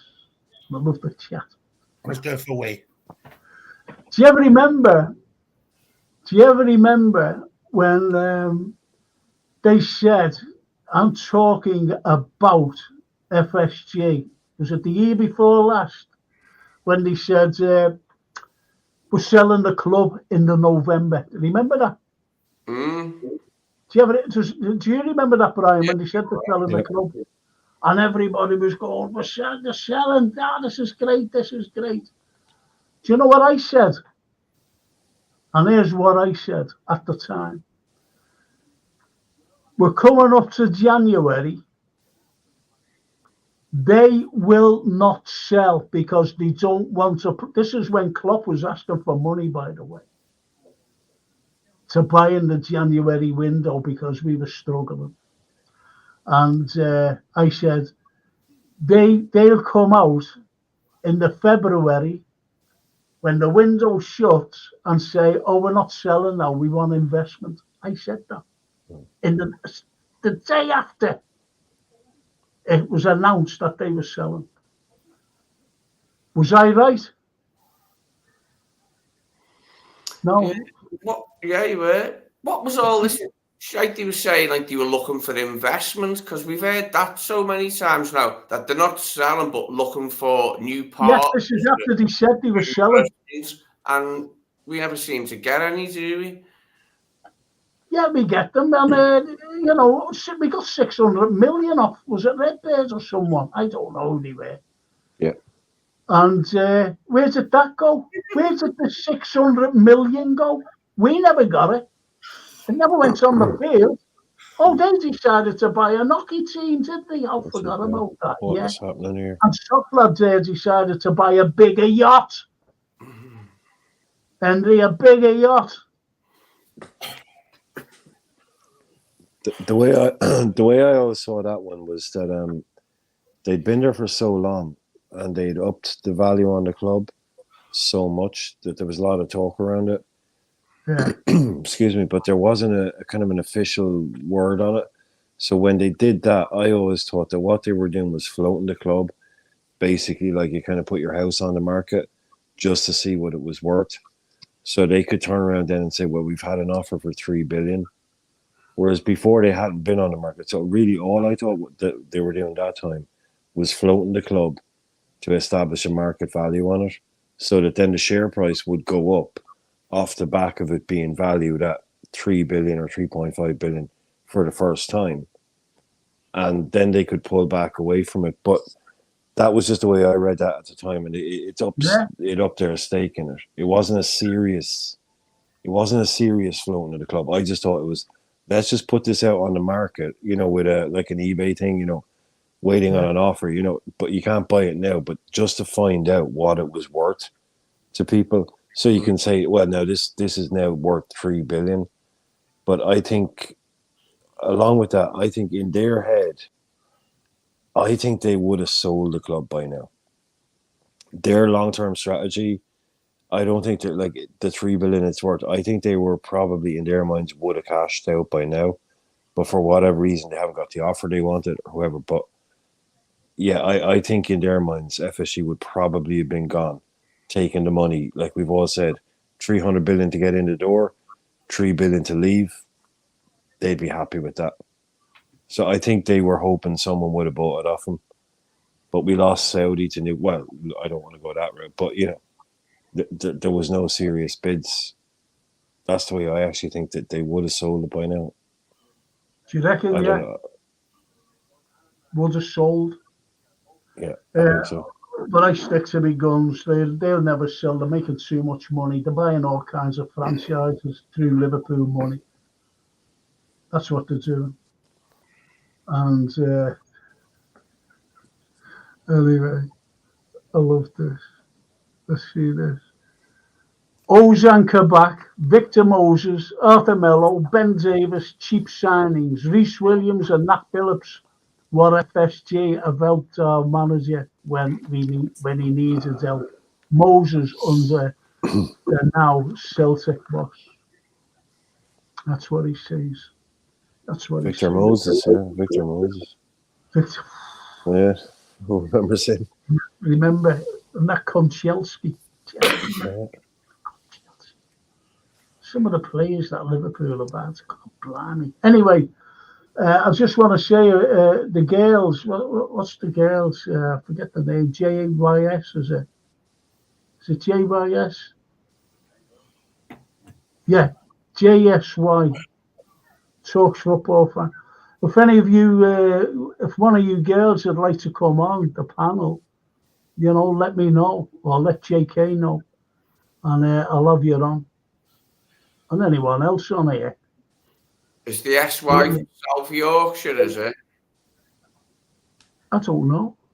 Just a guess, like. Just a football channel. Just a football channel. Yeah. Someone must be. Is Jamie Phillips doing a thing? Because all of a sudden, Anfield Road's gone. Redbird's gone. He's on at 12. What? He's on at 12. Oh, is he? Yeah. Well, anyway, lads. Midnight run. I'm going to ask you for predictions, and I'm going to have the same panel on just you lot on Thursday. That's all, just you. And the Fozzie is it? Going to have him on. Yeah. Going to have him on. And 12th man if he cares to come on. Anyway, I'm going to start with you, JK. You ready? Hey, you ready? Prediction. Sheffield United. Against Sheffield United, yeah? I'm Say that going again. against Sheffield United, yeah? Yeah. 4-0. Okay. Daryl, 9-0. what, 9? 9. Okay. There you go. I'm Lee. being serious. 9-0. Okay. No, I know that we beat them 6-0, was it? Was it 6-0 or 6-1? Down there. We beat But I'm them all 2-1. We beat them 2-1 at their ground, but I think we're going to smash them 9-0. Yeah, it was a tight 1-1 at their We place. smashed 6 past them, didn't we? It was 2-1. It was a close one, wasn't it? Well, Yeah. we battered them, but we only got a couple of goals, didn't we? Yeah. As I 2-1. remember it. When did we beat them 6-0 then? It weren't We skunked them 6-0. Sheffield. Sure of it. All right, anyway, our lovely Jean says 4-0 to us. Mr. John Conway, got to call him Mr. because he's a, very important man. 5-0 he says. Paul Turner, 6-0. And I don't know who this is. Yeah. This mysterious man. He just laughs and says, 9-0, why not 19? Lovely avatar picture there. Smashing bit of flowerage there. Nice bit of bucolia for the old guy. Looks like Maguire from Man United. Yeah, it does. Big head. Blockhead. Blockhead. That's a proper blockhead. Oh, yeah. I know Norman says, yeah, my apologies. It was Leeds when we beat them 6-0 in 2022. Thank you. Yeah, Darwin got the last one. Yeah. So go ahead. Trent ball. 9-0. You said, what did you say, Lee? I haven't said not yet, but I fancy a 6-0 myself for some strange reason. Before anybody else had said anything, not even Darryl had said 9. I just fancy us for a 6-0 for some reason in this game. I think we will get our get in gear, and I think we will finish our chances. I think we can definitely give them a good hiding and get the goal difference right up there. Okay. Over to you, Brian. I reckon we'll do what we've been doing all year, do what we did today. We'll make it difficult for ourselves for about 35 minutes, maybe 40 minutes, and then we'll open them up. We'll beat them 4. Be it 5-1 or 4-0, but we'll beat them 4. Like, they're no Brighton, but if they can put a defensive performance together for half an hour, but we'll open them up. It's at Anfield, with no problem there. Not being arrogant, but we will. We'll open them up easily. 4 goals, 4-0. Call it 4-0. Well, our Chris Dix, the lad from Montenegro, and he's in a group over there, not a band, a group of people, and they're all Reds, by the way, in Montenegro. Thanks, Chris.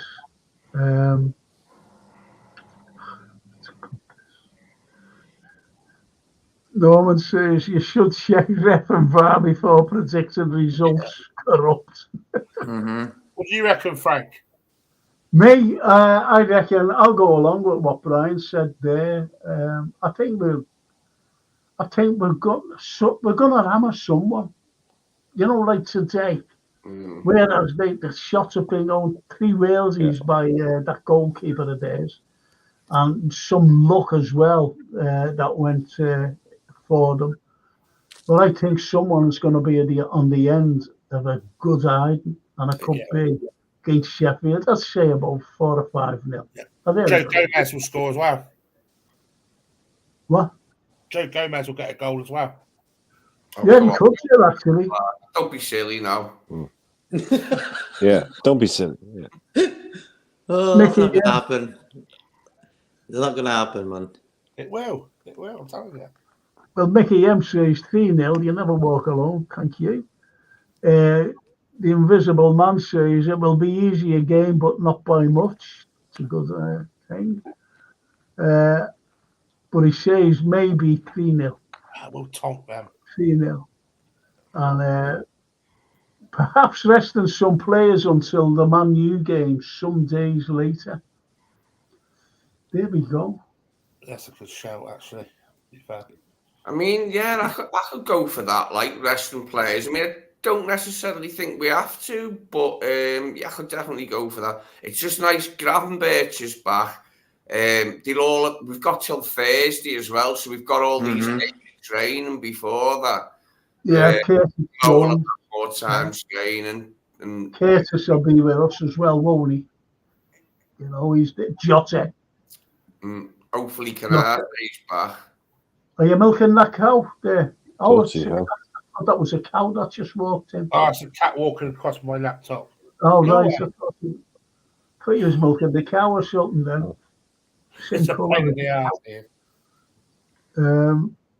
Love us to hammer those Manx next week, says Paul Turner.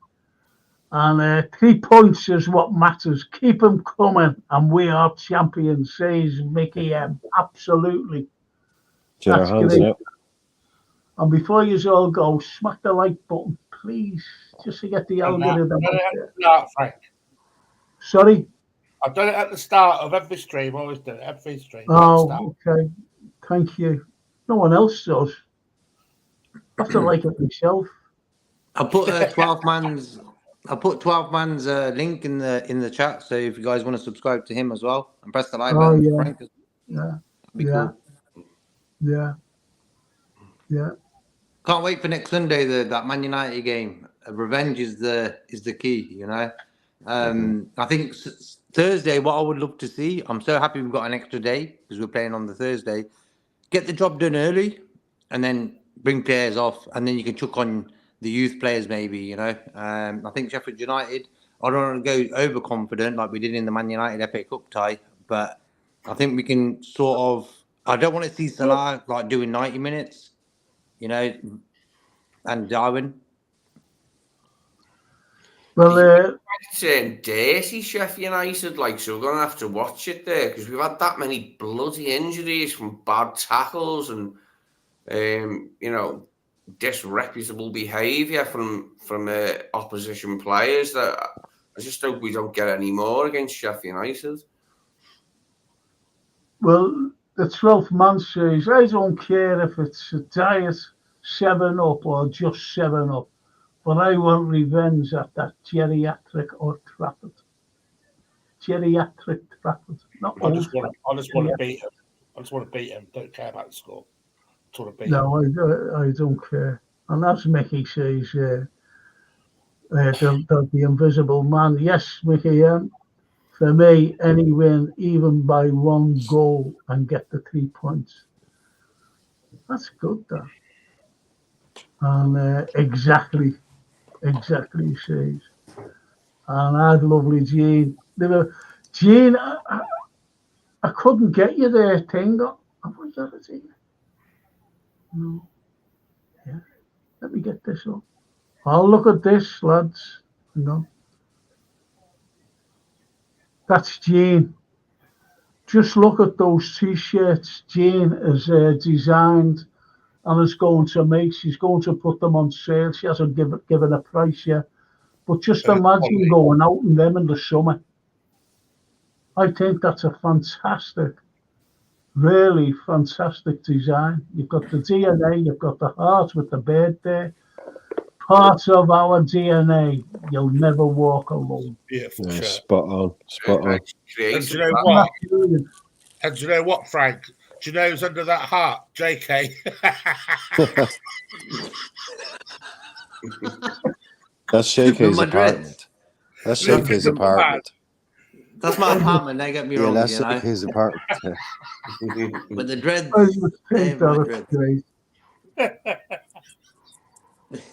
Like, you want the job, bro? You can do it. I know. Yeah, that bloody fella stood on McAllister's knee, didn't he? He already got it like dead hard, McAllister, and that fella come over and just went stood on his knee, put him out for about 4 weeks, didn't he? There? Yeah. Look at this. Look at this. Hello, Red Devils. My name is Inigo Montoya. You killed my quad dreams. Prepare to die. That's a quote from someone. And that must, I don't know. It's a quote from The Princess Bride. You know the movie The Princess Bride? It's a quote from that. It's, hello, my name is Inigo Montoya. You killed my father. Prepare to die. He's the... That I know. Is that Mandy Patinkin, I think his name is. The actor. Yeah. Thinking, yeah. He was in a deer hunter, weren't he? Deer hunter. I think. Yeah. Was it? Well, Was that could be someone else there. No, actually, I'm thinking of someone else. My Isn't that father, film with Robert De Niro, Deer Hunter? Yeah. Christopher Walken, Robert De Niro, George Sunday. Willem Dafoe. Not Willem Dafoe. Well, what about that quote by Arnold Schwarzenegger in Predator? Get to the chopper. Oh, you go, where's the thingy? Because they didn't know what was killing them. And he said, where's the thingy? Or Rocky. If he dies, he dies. Where's the thingy? Oh, What's the thingy, Frank? I know, and I won't buy it. Where's the thing? I was doing a lecture once, and I was talking about Oliver Cromwell, and popular over here, man. Popular General over here. Matthew Hopkins. I was talking about him. Cromwell, and I said, Matthew Hopkins said, because Cromwell said, listen, he said, I really need to rule with an iron fist, he said, or an iron rod. And I said, this is in a lecture. I said, well, it wasn't a lecture, it was a talk to a group of people.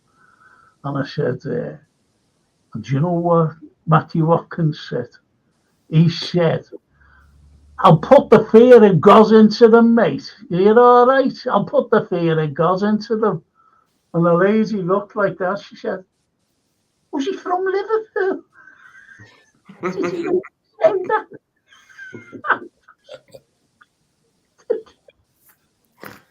And I went, no.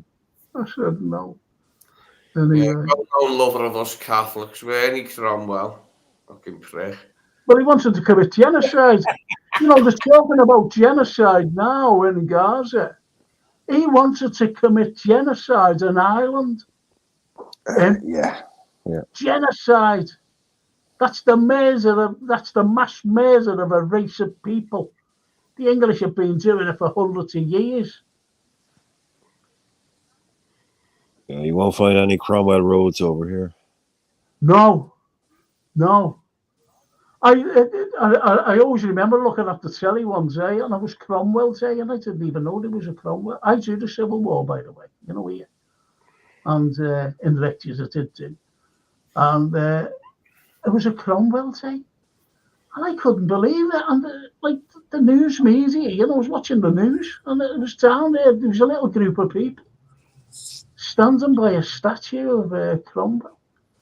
I said, does anybody realise what this man did? He was horrible to the people. He banned everything. He banned colour. He banned theatres. He banned writers. He banned going for the bevy. He banned everything.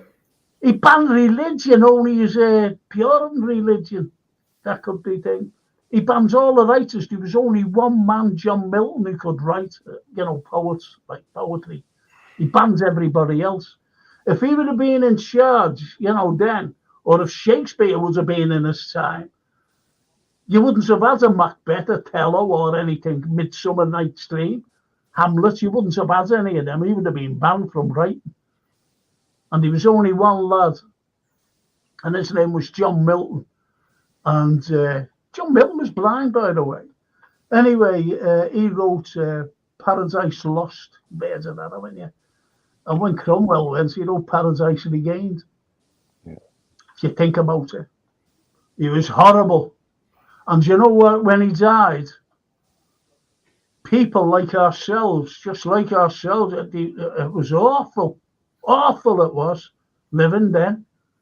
They dug him up, desecrated his body, and stuck his head on a spike, whatever you call him, and stuck us on Traitor's Gate.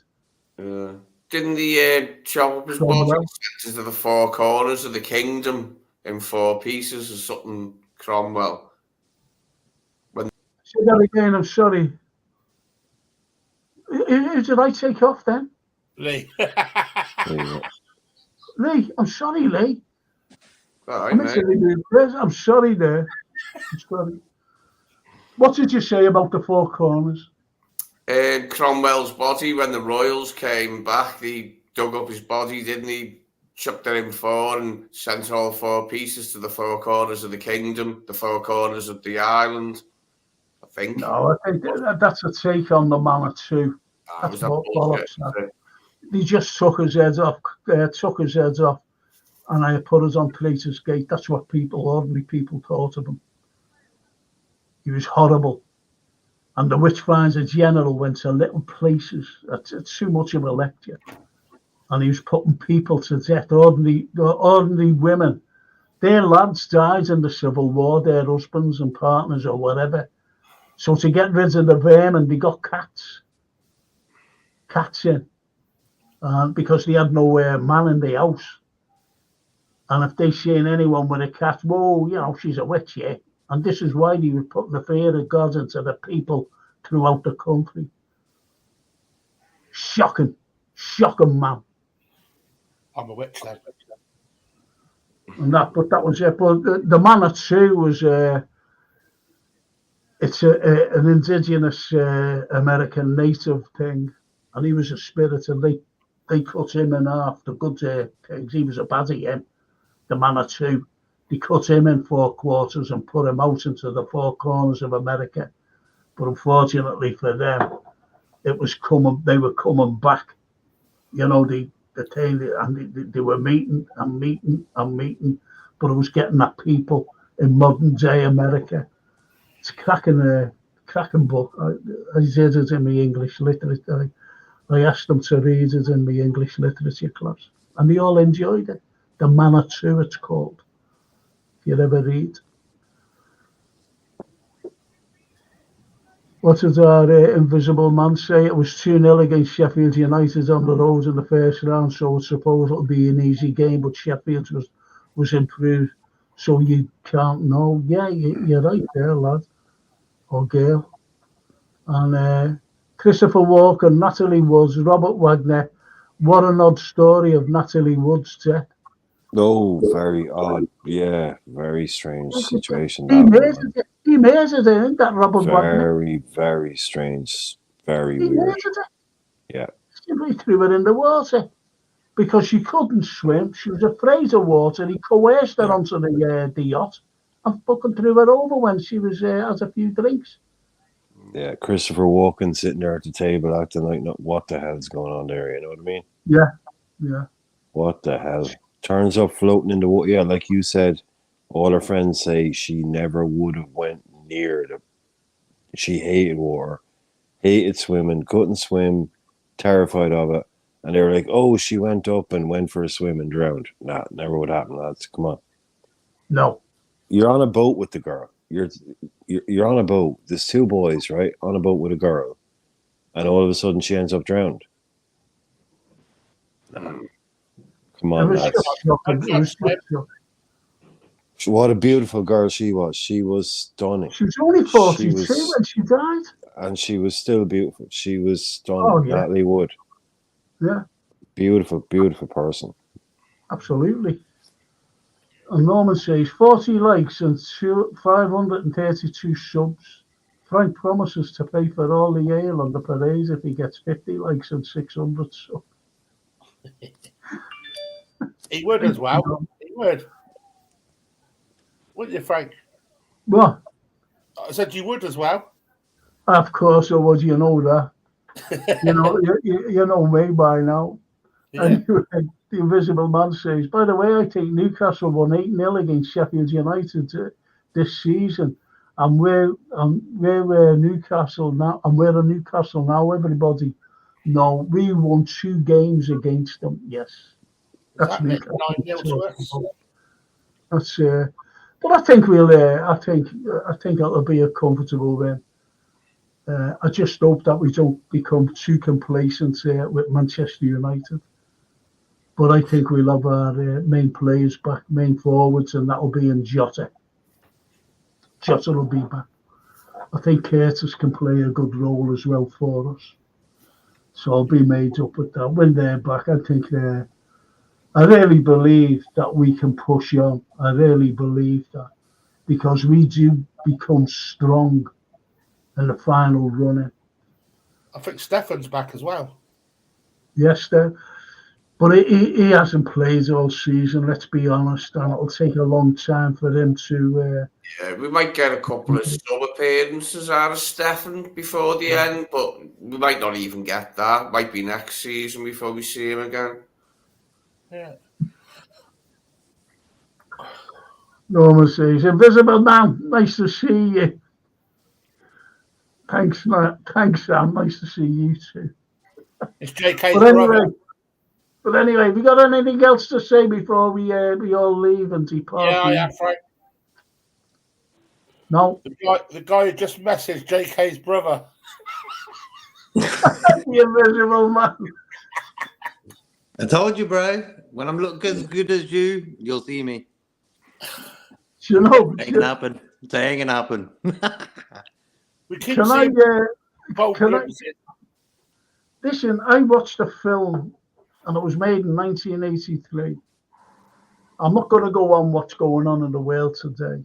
I'm not going to talk about it because you know my feelings about that.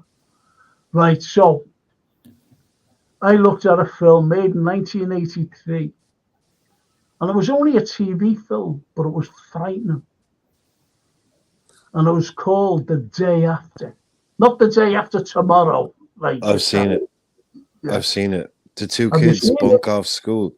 The 2 kids bunk off school and they come back and the whole town has disappeared. Is that the movie? No, Because no, but I don't mind that, to be honest. But this is I'll tell you what it is. And it's frightening. It was brilliant the way he did it. And it says at the end, this'll be far worse. This, like, whatever, but it'll be far worse than a real thing. Far, far worse than a real. And it was like a nuclear attack in America. And the Americans sent over their things as well. Should have seen it. Shocking. But I got it on YouTube and I said that was terrible copy, you know. It wasn't digitalized for YouTube. So I got it on one of my streams and it was, digitalized. Brilliant it was. But I've also, what I'm going to watch now, sitting there, having my cup of tea, is I'm a crisp butty. I'm having a crisp butty. I'm going on a diet tomorrow. Nice. And I'm going to have, I just see someone on there. I'm going to have a crisp butty and a cup of tea. And I'm going to watch on YouTube The Flight of the Phoenix. Has anybody seen it? Yeah. To be honest, Brian, I don't like James Stewart. And that's the only film I like him in. Have you seen Harvey? Oh, shit, The Big Rabbit. Yeah. I don't like him, you know. It's a bit mad, isn't it? It's a bit mental. It's a bit like it gets quoted as this classic. I watched it about a year ago. It's like, yeah, it's a bit off the wall. I like him in maybe Rear Window. Yeah, maybe. But he's a real kind of. I get what you mean. He kind of. Bit He's a Marmite. bit full on. He's a bit full on, you know. But Stefano, Michael Corleone, LFC, popped in to pay respects to the Scouse Mafioso, Don Franco Corleone. Respect, mate. Thank you. Thank you, Stefano. Grazie mille. Mio amico. Amico mio. Thank you. And as he says, is it time to get excited about league titles yet? Yes. Getting there. One game at a time. And as the Invisible Man says, yes, we need to think and take one game at a time, game after game. CW, thank you everyone. 3 points, top of the league. Let's go again Thursday. You'll never walk alone. And stop us there, Norman. I'm not reading now. And roll me one up, fat boy. Todd Bowley has committed suicide. Couldn't find that Romelu Lavia. What happened to that bloke? He's out for the season. 32 minutes played. Yeah. Are you a fan of Lee Van Cleef, Franco? No, I'm not really. I do a film on TV show on a Thursday morning if you want to join us. It's you talk about films, we talk about TV series for about 5 minutes, and the rest is football. Yeah. Am I right, lads? Yeah. Frank, I don't want to get cut off. I'm on about 2% battery, so I don't want to get cut off without saying goodnight to everybody. Nice one, and just big up to everybody, and thanks for the invite, everything. So, Brian, will you come on Thursday? I will definitely come on. And the other thing I want to say is, if you did a music show there a while ago, and I'd love to come on a music show you're doing, because that's basically my thing is music.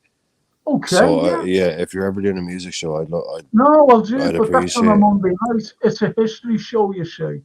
But I have guests on for the first hour. They talk about whatever. Then at the second hour, it's all history. Cool. But okay. That'll be fantastic. I love to talk about music, yeah. So anyway, listen, in case I get cut off, lads, take have a great one. Yeah, have a good one. Cheers, Brian. Bye-bye. Night. Well, I'll leave you with this, Brian. I seen the Beatles live. Well, he did heard that, wouldn't he? It's gone. I seen the Beatles live. And cool, bro. I'll check it out. Right. So he says, Norman, brilliant actor, Lee Van Cleef. Right, so I'm going to leave it now, lads. So what do you think? Are we all right for Thursday? Yeah. Are we all right for Thursday morning?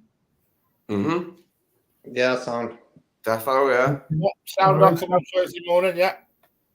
Yeah. What did you say? I'm joking. Isn't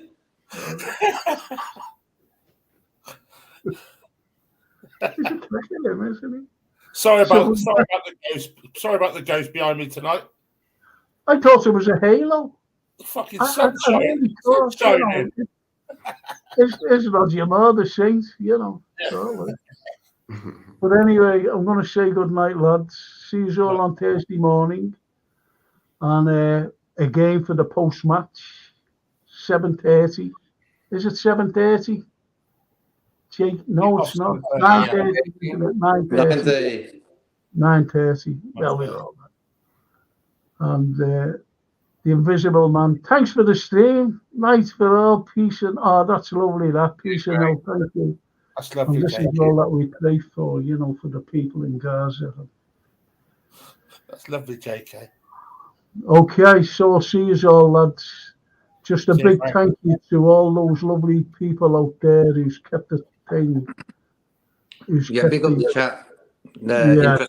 Interesting points by the people, If you have any subjects you want us guys to talk about, you can even drop them in the comments in the next show.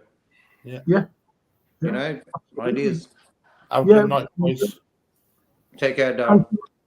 Night, Thanks Lee. a lot. Thanks, Thank everyone. Night, Frank. See you soon, guys. Night, Thanks, JK. Jarrell. Thanks, Lee. Thanks, JK, for all your help. And thanks, chat. See you all on Thursday, I hope. Thank you so much. Ciao.